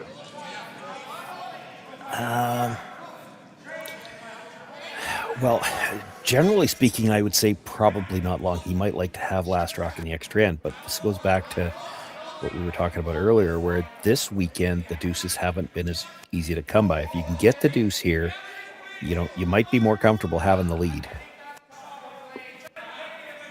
We talk about this all the time. It's been talked about since before the 5 guard, even in the 4 rock free guard zone. You talked about, would you rather be 1 up coming home without last rock or 1 down with? And they talk about it in general terms. I think one of the things that has to factor in, or should factor in, is the conditions on the weekend that you're playing. And this weekend, the deuces have been a little tougher to come by. So I think that lead might be a little bit more important.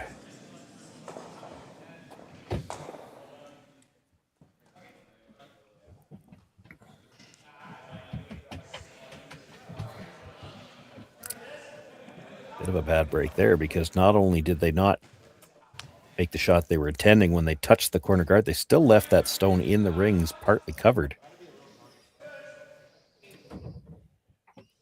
Brad's thinking about throwing a guard, which would actually protect both. You could play the split too. That's an option. I don't hate that.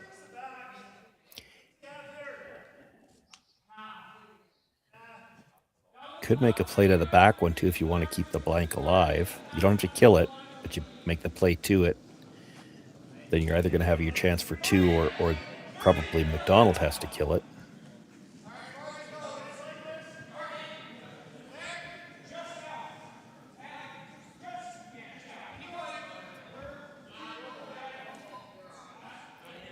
The only the most open stone right now, that one on the top of the 8-foot, if you leave that for McDonald to hit after you freeze to this back one, he still can't get shot rock. I don't even think he can get second. So this isn't, I don't mind this. Kind of keeps everything alive. If Jordan's going to go after hitting this rock in the back somehow, and I mean, it might be a double. He's probably taking the red one with it. Then you're back to a blank possibility.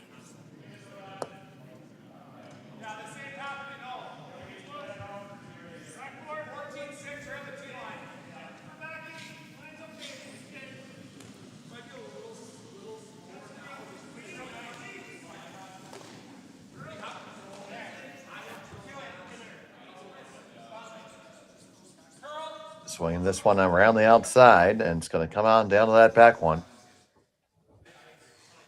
Nestle right there. Yeah, cues it up on the inside a little bit, because the only double that might have been available was to drive that one on the 8-foot back. Well, it's now on the wrong angle to get the second one out.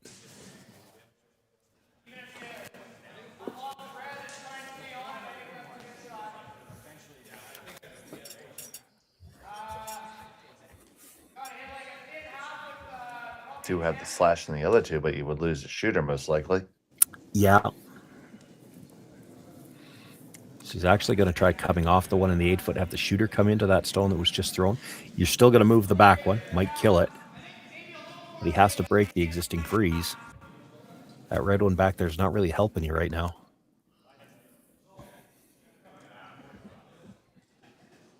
So, Elias Humanicki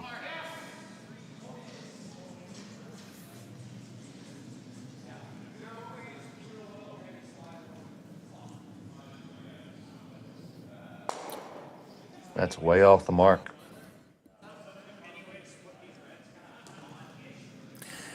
Yeah. Creates a problem for Brad, though. He's almost got too many rocks in play already. You see that little shrug. Where do I put it? Yeah. Don't want to leave him a triple.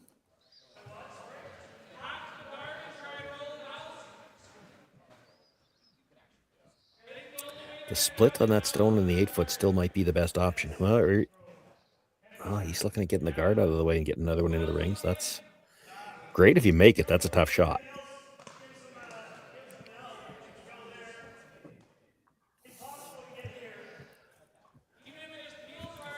Problem with top 4 is you invite McDonald to shrink the scoring zone. Mm-hmm.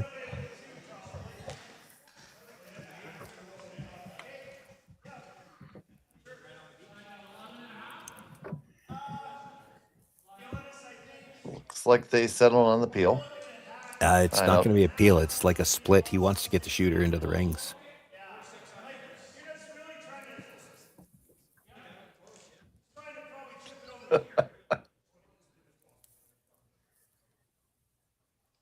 Like it's the best result, but it's the toughest shot. I thought he might still look at the split on the Yellowstone in the top 8.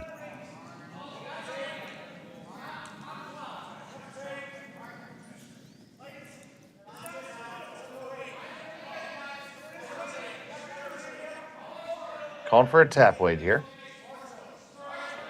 Yeah, playing the split. Would love to get the shooter into the rings, even if it's just a corner guard on, I guess, probably the wider one at this point in time. You don't want to stay too close to the center line.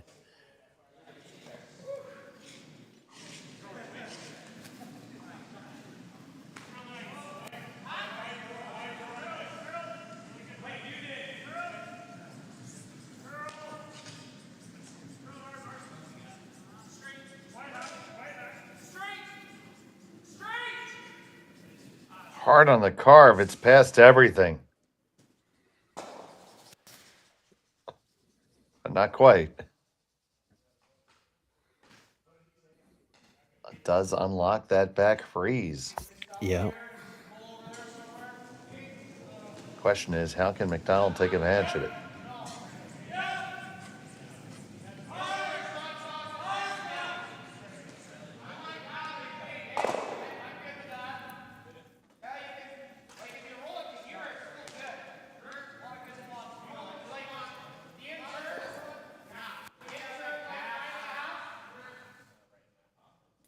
Not looking for the double here. He doesn't need to move the second yellow one now. Before he was playing to move it just because he needed to break the freeze. The freeze is already broken. Kind of wants to roll cornered in front of that Yellowstone if he could. Yep, on top of it. Gauthier with the delivery here in the 7th. Olsen trying to hold it there. Gets it. How far it will walk? Not too far. Just about sauntered.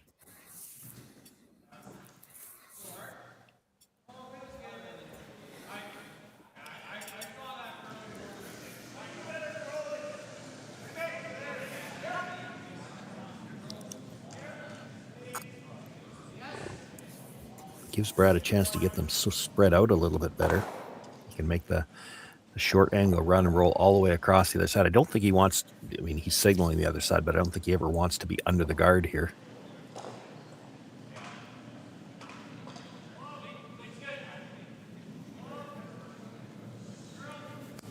First from Nichols here. Botcher on the carve.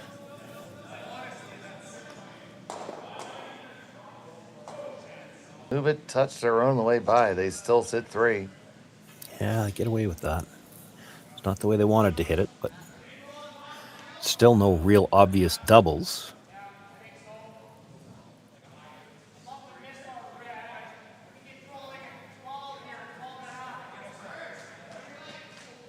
At some point, McDonald's got to consider drawing his way out of it. Which is scary. Yeah, no, I'm not sure that he does. Like, the hit and roll is still a good option here. And you do always have slash doubles. Like, you give up 2 is not the end of the world. Give up 3 or 4 is really bad. There is a double, a slash double right now, but you lose your shooter, and then Gushue gets a chance to come around, so 3's not really gone yet. You get the hit and roll under. You probably, even though you only kill 1, you probably eliminate 2 if you get the roll under here.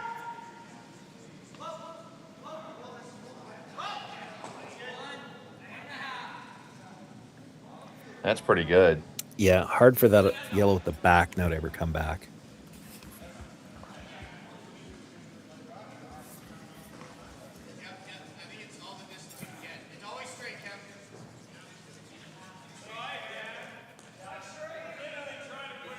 Think about digging it out.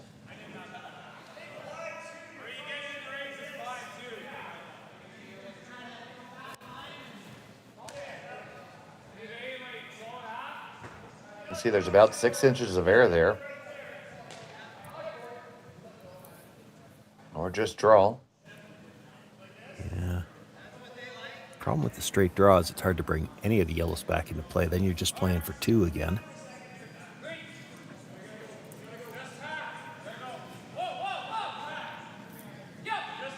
And they're going to go have a mound visit.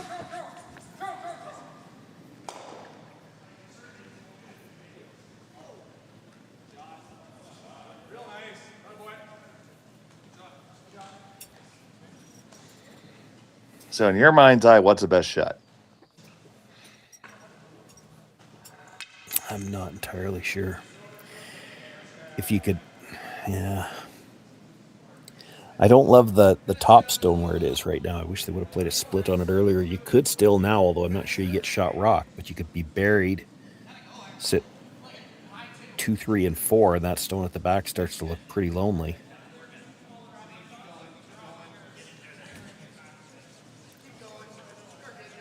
The scary thing about drawing top 4 is that it would leave the slash double.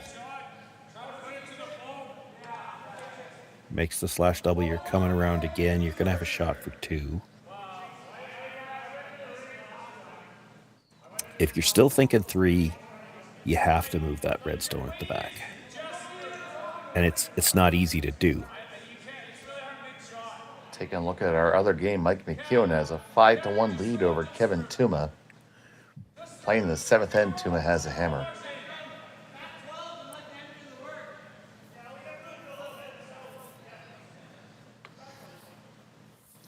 So McDonald is hoping for a Mick final.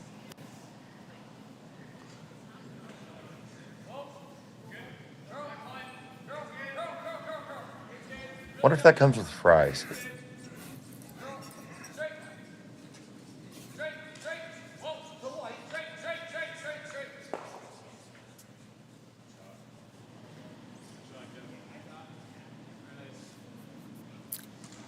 Don't make me think about food.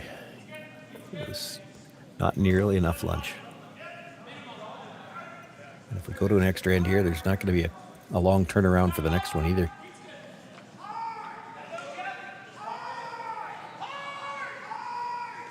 Line looks really good. Does he have enough weight to move it? It's going to get on down to it. They touch it and move it just a little bit. That's fine. He didn't need to necessarily get it out now. He just needed to get it into a spot where the yellow doesn't go away. Shot's down for Gushue, and now McDonald's going to follow it down.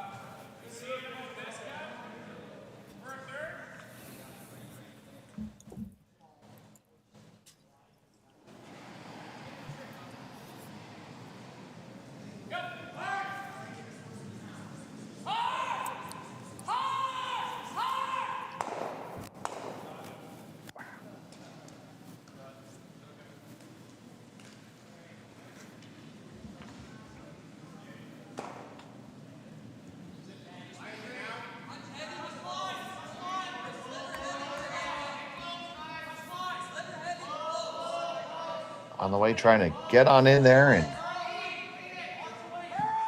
make the force happen. Olsen carving it over. Got plenty of weight, gets right up to the face, and that's going to do just fine.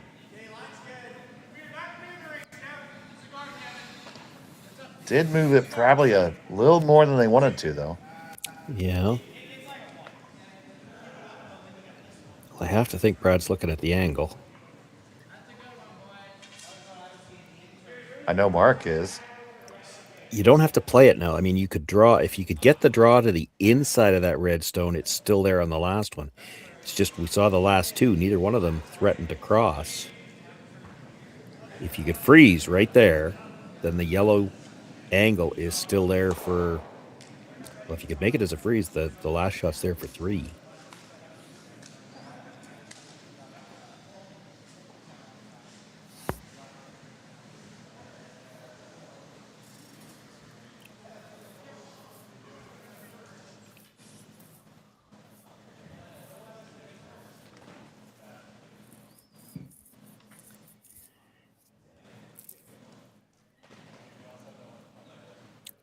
You absolutely lock this on the inside corner, and Jordon McDonald might have to hit the yellow one at the top, the 8-foot on the nose, and concede the shot for 2 so that it's not a shot for 3. but that's, you know, that's all predicated on this has to cross. It's not looking as good from the Hacks. And Brad's going to skate on down and take another gander at this.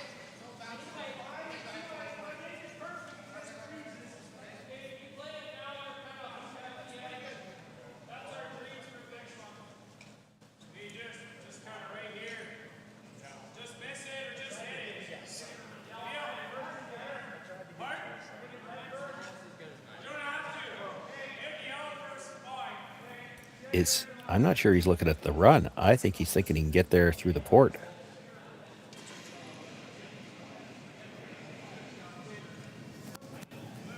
I think he can too.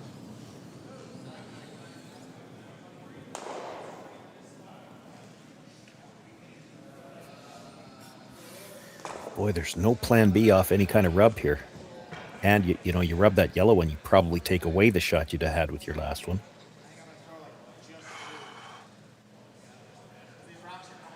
So going for the gusto, but frankly, with Brad's resume, he can go for any shot he wants.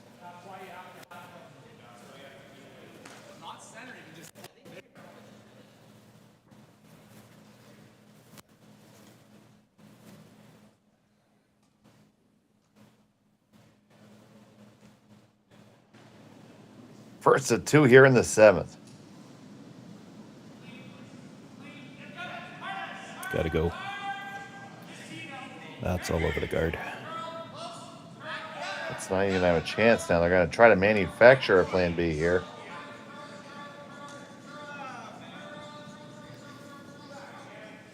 Never had the weight either. Oh, that's just a full miss there.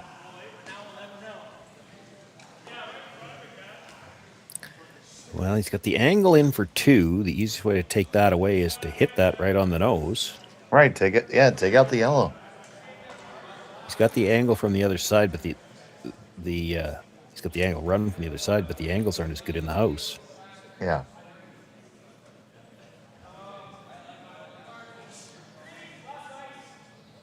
Yeah, I'm with your first instinct, Sean. Just he's going to take away that one that's just playing it.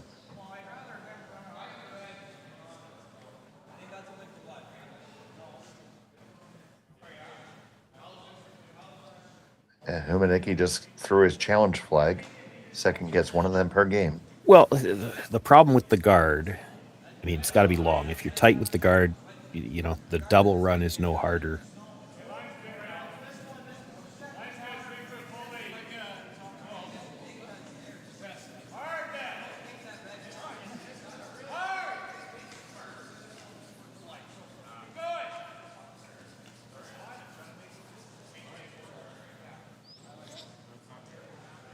He's not going to think about hitting it. He's going to play the guard, which is fine.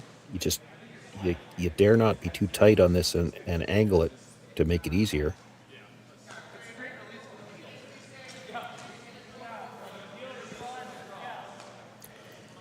This has to boil down to the issue that really both teams have had with line on hits. He's probably a little scared to hit it on the outside, so he's just going to cover it.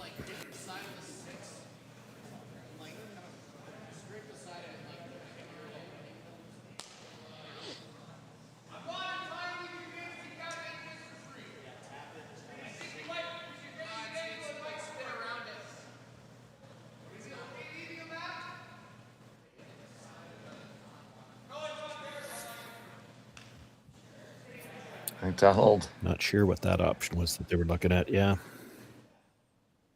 I think he's just trying to envision it.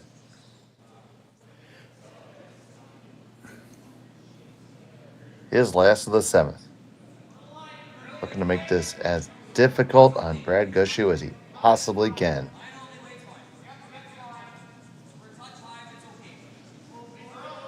It's all about the line here.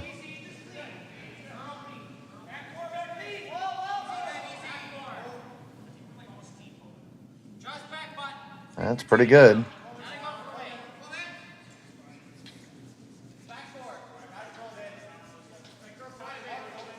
So it's going to be the other run, but as we said, it's not the best angle. Angle's not as good on the other one. I think he could make a case that the double run might be no harder. Anyway, might be easier. It's close to a nose hit now.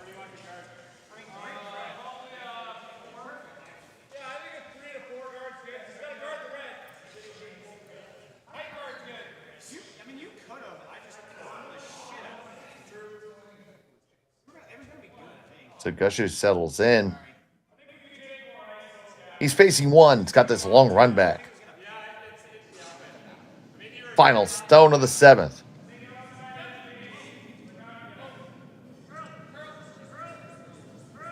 On this one to curl. This one's outside again. Gets up and over the top, and it's another steal of one for Jordon McDonald. They'll take a 2-stone lead into the 8th. Back from Martensville in just a moment.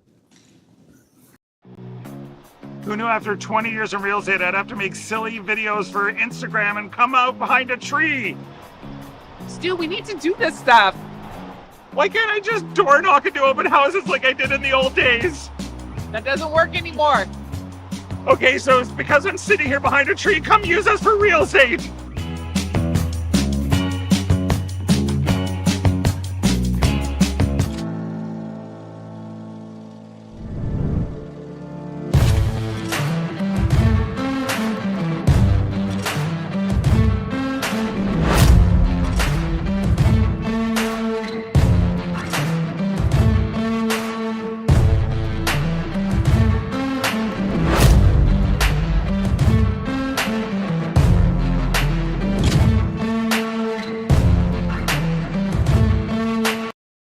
All right, real talk for a second.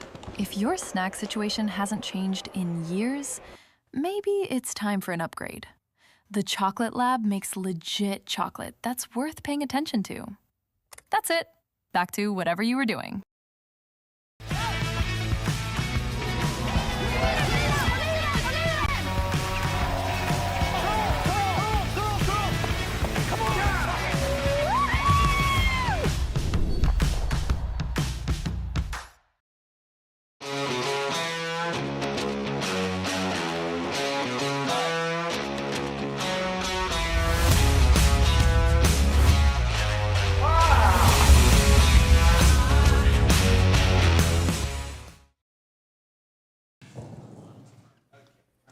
Welcome back. It's end number 8 here in Martensville. Semifinal action between Jordon McDonald and Brad Gushue. Steal 1 for McDonald and end number 7, Sean. Yeah, steal a 1, but still within reach for Brad Gushue. The interesting thing here will be to see what he does with these corner guards. They threw the first one tight to the rings. They maybe didn't get as far off the line as they would have liked either. Have to think he's probably going to stack him with that one being that tight.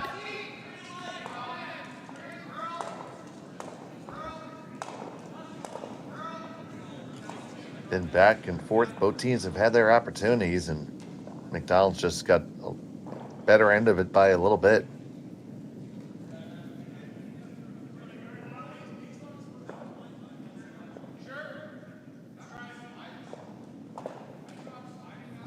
So they are going to stack the corners, even though they're not going to be very far off the line. Jordon threw 2 into the house so far, and that'll be the next one that's interesting. Does he throw 3 right in and force Brad to start dealing with them right away, or do you guard those 2? Not because you definitely need to protect them, but because you need to make it tough for Brad to deal with them. Want to get this one a little bit further off the line than this. Here's the last bit of finish. You see, that's been a characteristic of the Stones here this weekend. They really corkscrew in hard at the end. You see the call. He's coming right in, trying to tap this again. I'm not sure I'm sold. He's talking about coming across and tapping it a little bit wider. I don't like making a wider target in the house. Ideally, when you're coming in on these, you're trying to leave everything in a straight line. I saw the finger up from Gauthier, indicating it's a bit heavy. Yeah, you didn't want to chip it and roll to the corner, so now they're going to take it right through. That's probably just fine, really. Well, it's better than hanging around in the back 12 for sure. Better than splitting the one at the top, too. You start making a wall. That's just what Brad wants.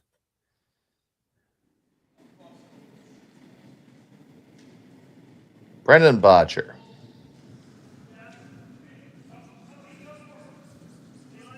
Joined this team after skipping Team Alberta.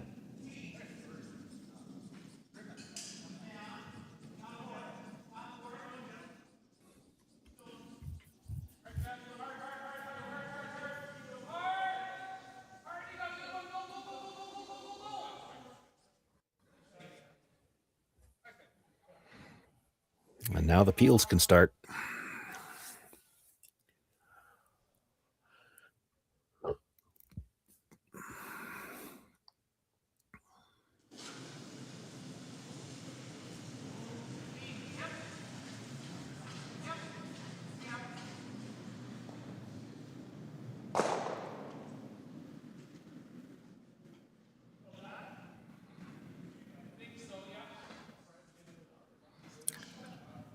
I expect it's... Okay, where are we at?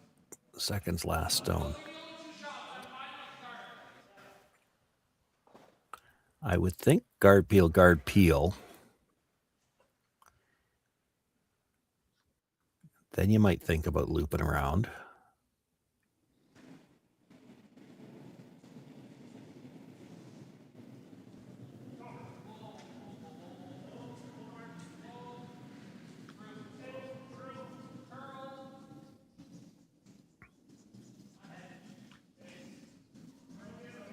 Got to get this to cover up the tight guard, though. They do get it over. They get it over far enough. Yes, because any attempt to peel from that side's going into something red. He doesn't want to do that. So Jordan thinking about digging it out. Nope, back to the peel. I'd have been shocked if he'd have tried to dig that out. He thought about it for a moment. I don't think he really did. That might have been one of those ones where you signal it because you're hoping to talk your opposition into not throwing one more card.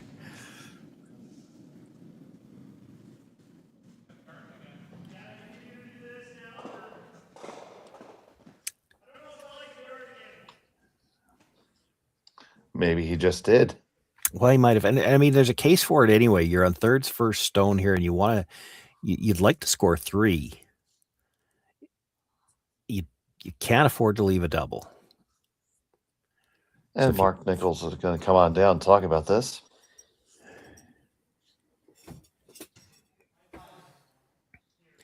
You loop right around everything. There's nothing easy to be removed.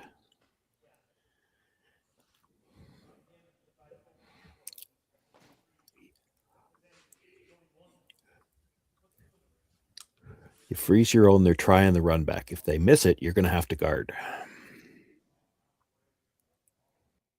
Which is fine. And as I talk about, I'll talk about just briefly something that we haven't talked about all weekend, but bears mentioning.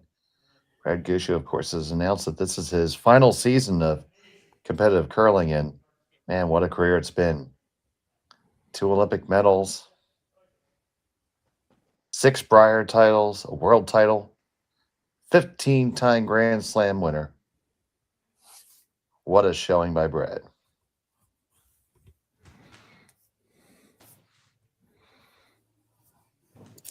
So they're going to play the loop around.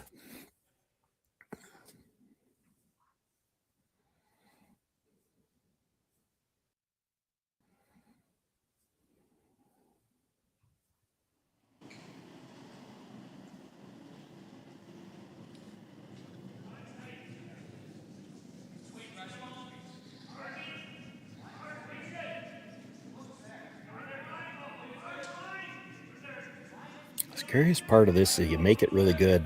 Jordon McDonald might try the run back to get all 3 of them.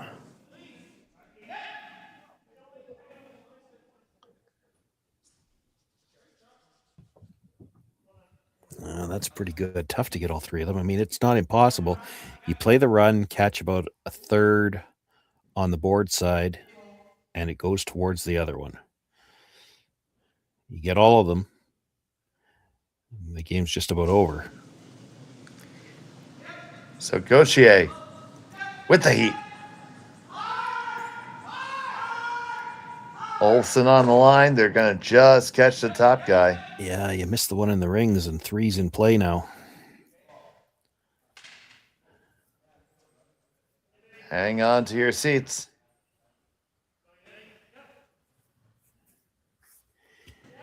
Play the double right now, you could.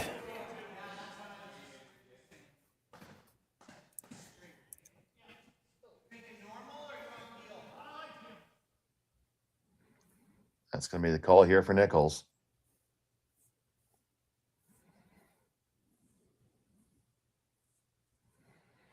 Even if you're sliver high side, jam the first one and roll your shooter behind cover is probably not bad.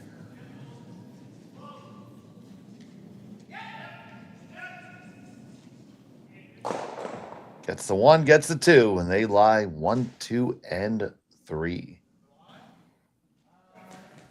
Got to try this double back, eh? I think so. 8 feet between them, but you need this double. You make the double here, you're never worse than an extra end.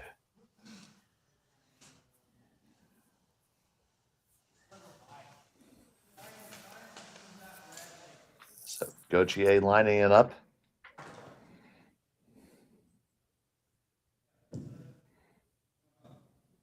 Just no should do it. You see them taking the ice right in the middle of the stone.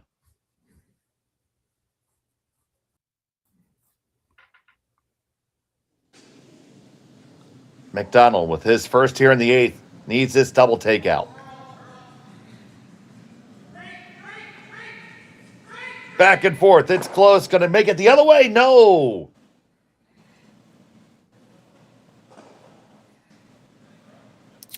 Well, now if you're Brad, you come around and you know that Jordan's playing probably the other double. It's a slash double. But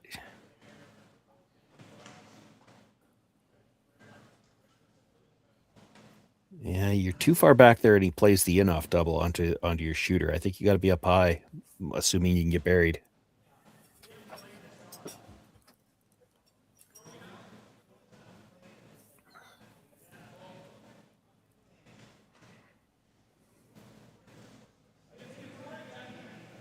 So we've been back and forth in this game, and Gushue putting up a good stand here.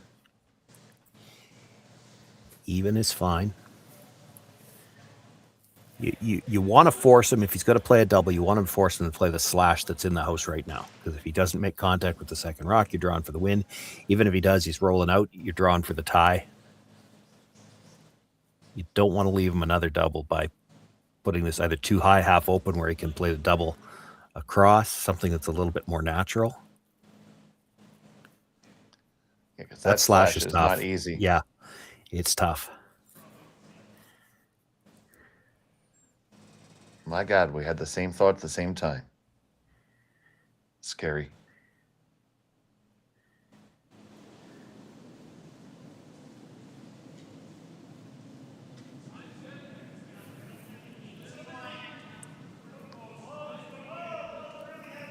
So my the first first thought one on away this- from Brad.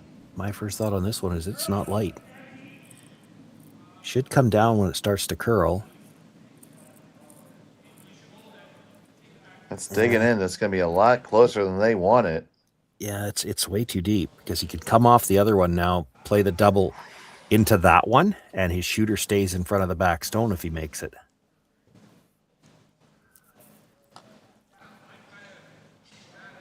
So McDonald must make a double here. Yeah, if he hits it a little thick and just rolls over in front of those two, that's okay too. The only way I see that he gets in a lot of trouble here is if he hits it just a shade thick, comes across and nudges that stone, but doesn't get it out of the rings, because then there'll be room for Brad to push this red one out. It's still for 3. You either have to kill 2 or you have to stay in front of both of them.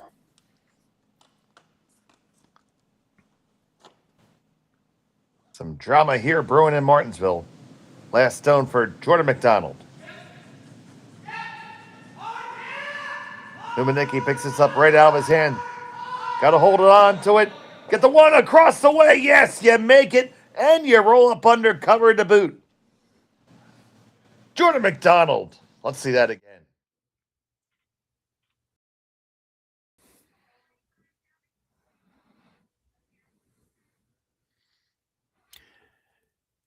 Knew what he wanted to do here, playing the double all the way with the up weight.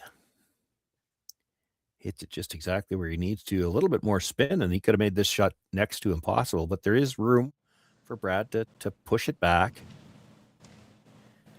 get things into an extra end here. So to force the extra, Brad Gushue needs to dig this one out.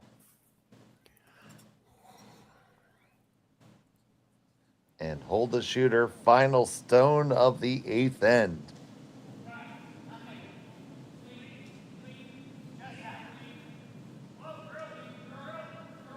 To stay in the game.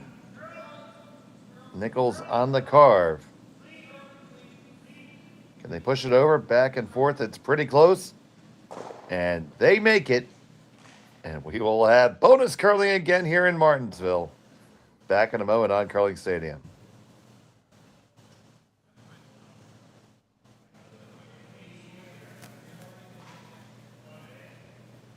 Developed over a decade in collaboration with the finest ice makers this side of the Atlantic, the Pebblehead PB5 is nothing short of a triumph of sophistication and craftsmanship.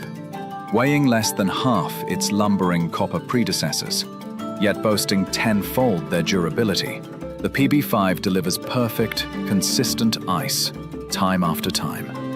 The PB5 by Pebbleheads.com, the apex of ice-making ingenuity for the roaring game of curling.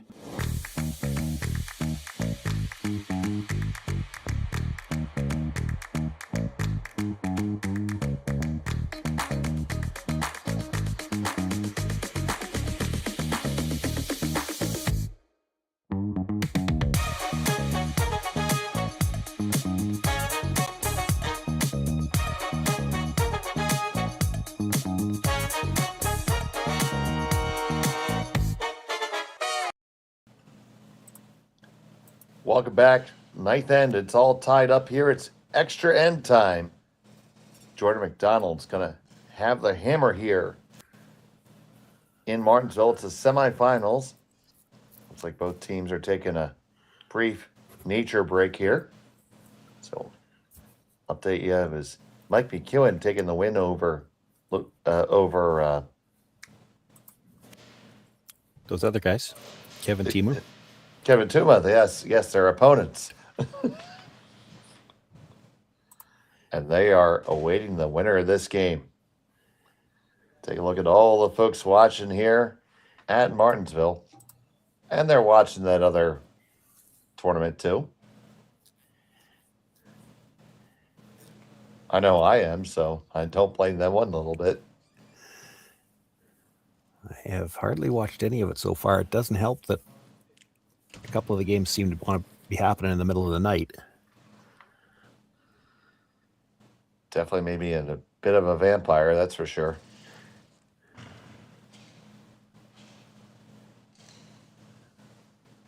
So along with Sean Joyce, I'm Dave Extrahand Schmel.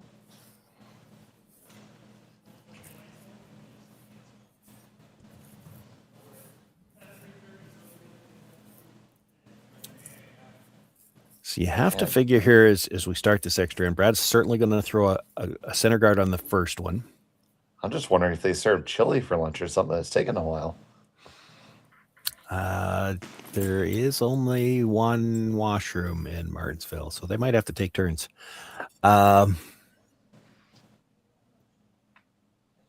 will come around.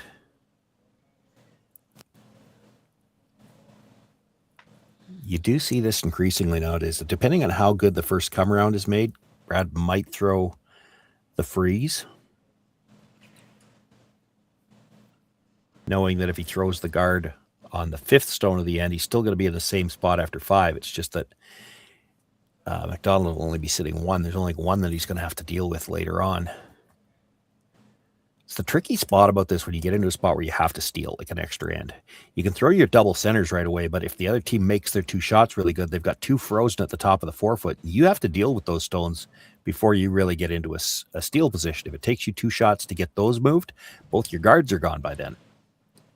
All right, so we got Botcher out. We got Nichols out.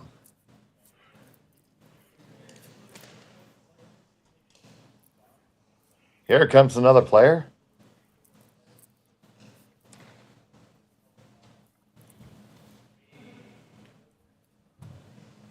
We're still short of J-Mac. One we're waiting for is the one who has to throw. Wait for the one has to throw in the opponent skip.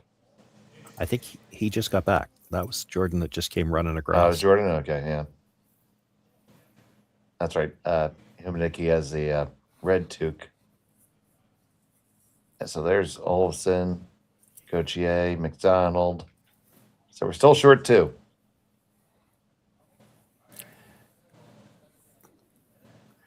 Jordan used the last of the toilet paper, so now we have to wait.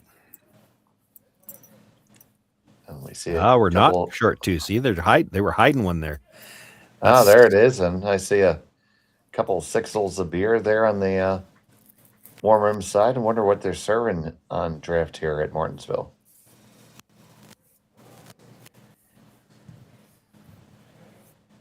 And we're back.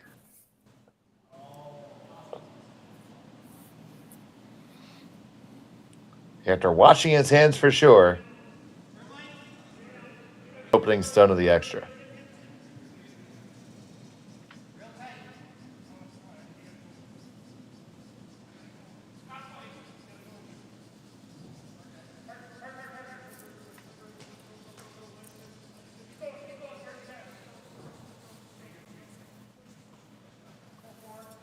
So really just one washroom.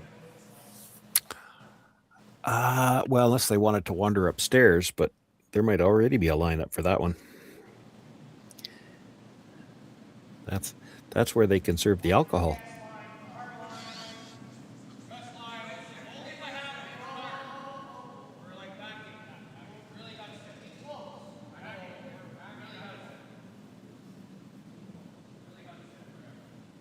Boy, you don't want to be behind the tee line here. This makes anything deep just makes the decision easier for Gushue. He can throw the second guard right away. That's where if you get that to the top of the forefoot, it actually puts a little bit more pressure on Gushue. If he ignores it, throws the second guard, you make the second draw to the top of the forefoot. He's got a lot of work to do, even just to open up room to score behind those guards. Now you're only going to have one buried top 4. Brad will take his chances. Get the second guard here, nice and long. Can't peel it yet, but you want to make these where it's tough to play the double peel later.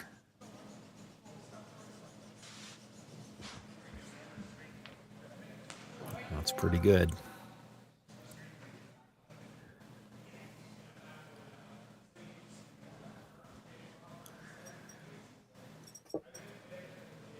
Need to make a good one here. And then, the pressure really, a lot of times in this situation, comes down to that 5th stone of the end. Brendan Bottcher's first attempt to come around, he's got to make a good one because the guards start disappearing after that.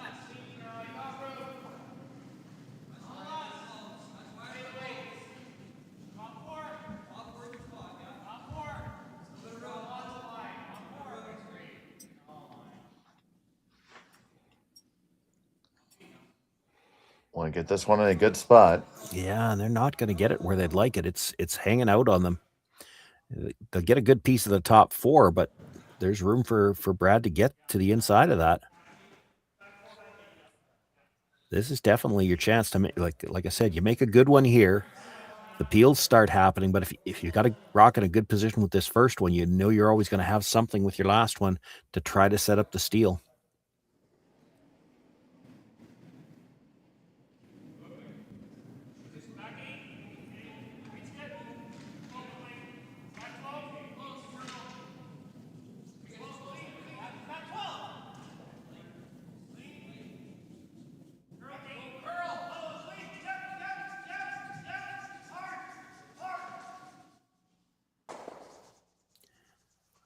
That's really good. Pushes it to the back four. He ends up buried at the top four.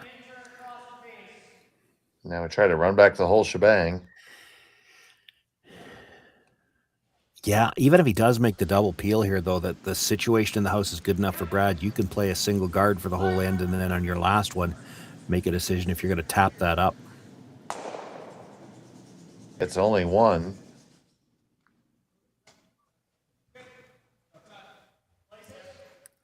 Long guard for a while now.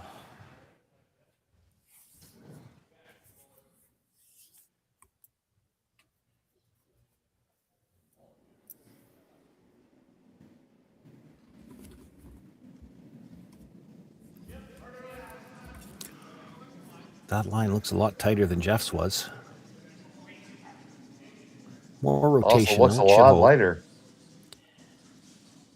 Looks a lot lighter. Brad's going to come up.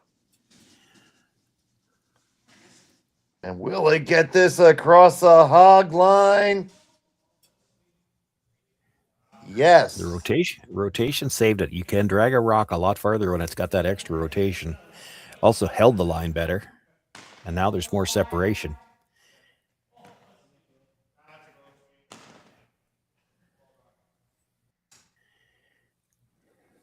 Well, maximum separation here.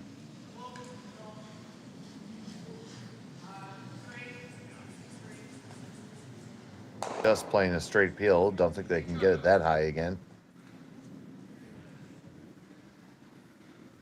Well, they could. I mean, ideally, you'd love to.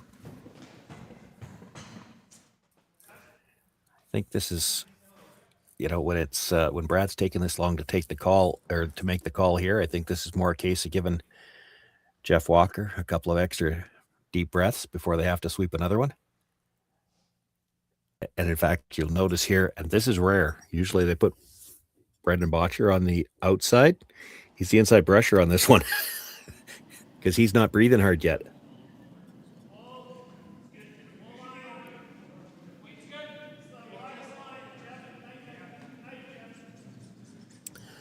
A little more line early, but this has got less rotation than Brendan's too. It should curl a little farther.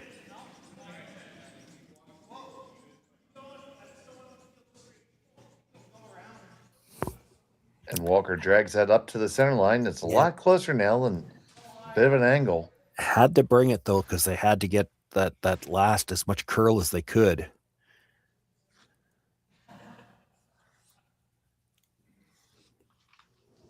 Gushue. Right out of his hand. Olsen hits it. They get 1 and 2 moving. Field out, move it off to the side.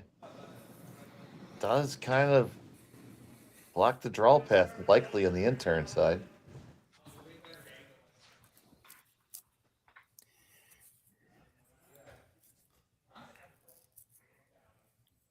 But at this point, with 2 others in the rings, you're just looking to be able to run something at some point, maybe.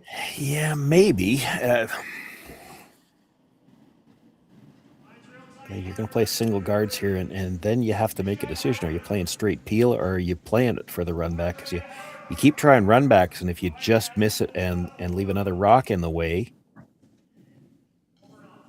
you might not have much to shoot at with the last one. Like right now, if you straight peel it well, if you leave that rock exposed, yeah, you can go after it now. Yeah, you got to go after it all day.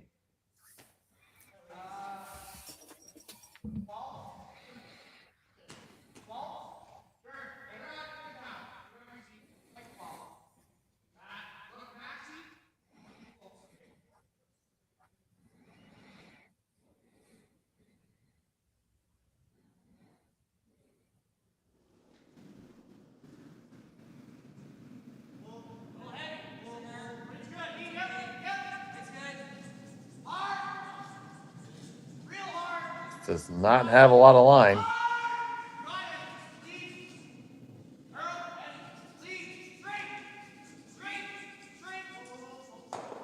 Gets there, gets a hit. Little flop off to the side. Well executed shot.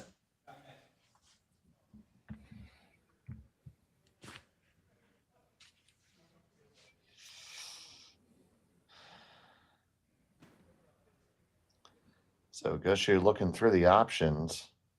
Yeah, and all they are is the straight draw around the two guards, or the tap that he's looking at and try to leave a pocket at the back of the forefoot.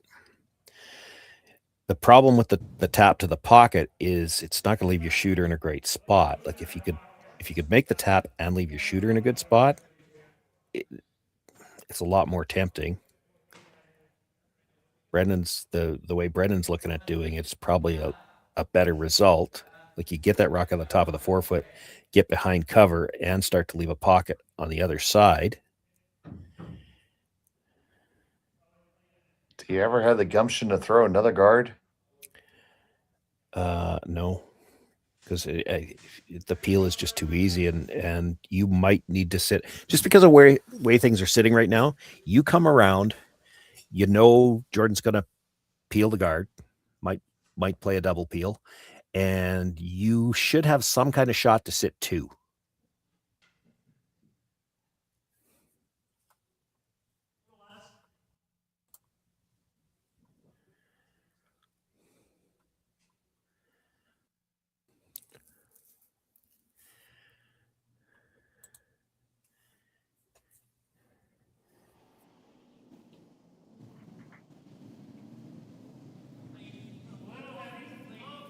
So it looks like they are playing off the red one, not even worried about tapping it back, even if they kill it here. It's too dangerous to leave it where it is.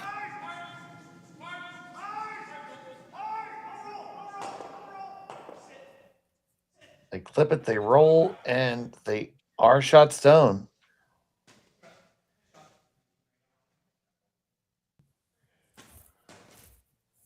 Wow, this surprises me. Coming at it from the outturn side, Sean. Yeah. Well, he knows he's got the draw to the button with his last one, but I mean, if you peel the guards here, what does Brad do? Yeah, and I think that's what Jack's looking at. You peel the guards. Like, if you ever come deep on this, or short for that matter, I mean, you don't have a lot of leeway with this if you're playing the draw. You don't have shot rock after this. Brad throws a guard, and where do you draw? And if you do get shot rock, he's following it down and trying to sit on the corner of it. You're gonna have less room. I think you peel in the guard here all day. Nicky coming down, giving his opinion.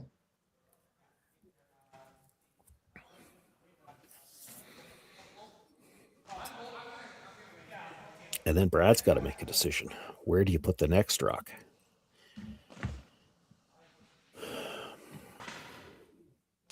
And I don't really have the answer for that. I mean, you could corner freeze the one that you've got there already.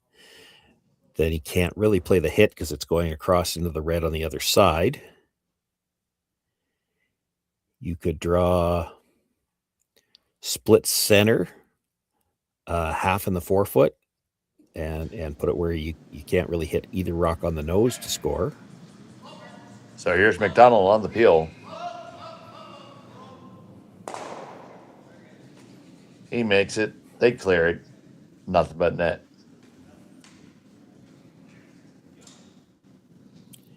Corner freeze the red. Let him draw the middle. It's not bad. That's the other one I talked about. Split the center line. You have to sit two if you do that. You don't want to be far enough in that he could hit it on the nose.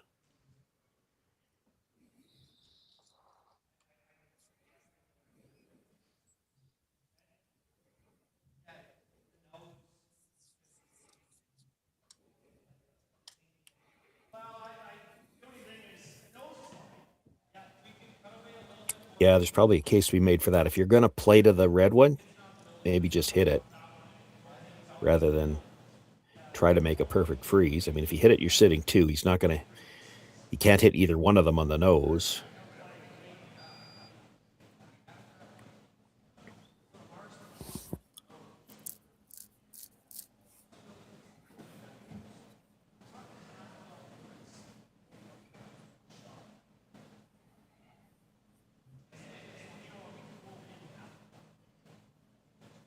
The one thing they haven't talked about yet, do you ever just guard that and make him throw the draw in the ninth end?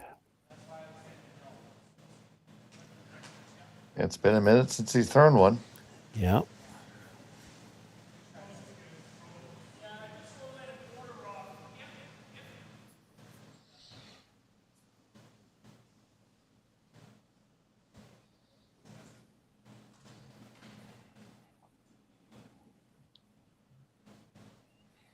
I mean, you've been prepared for a while now that you're going to have to sit 2, and this is not wrong, but it's worth thinking about. You throw the guard. I mean, it's got to be perfect.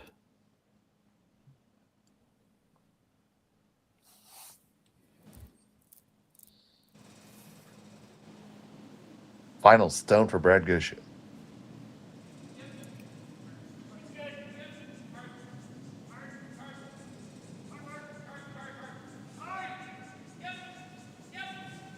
Nichols with his head down the whole way. Yeah, he wants to stay right there. He doesn't want to let him hit it on the nose. That's pretty good. All right, so he's going to play the hit. A little quiet weight hit on the inner half of that stone. Leave it there for shot.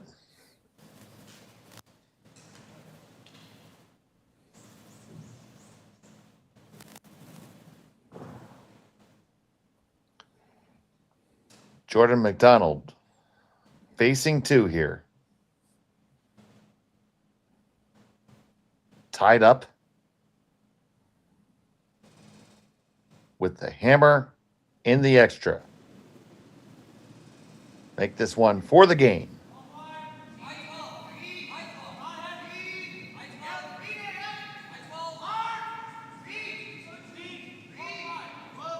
Off and on, they like it. It's probably pretty close. It's got a curl. A little bit of curl from Olsen, then there it went.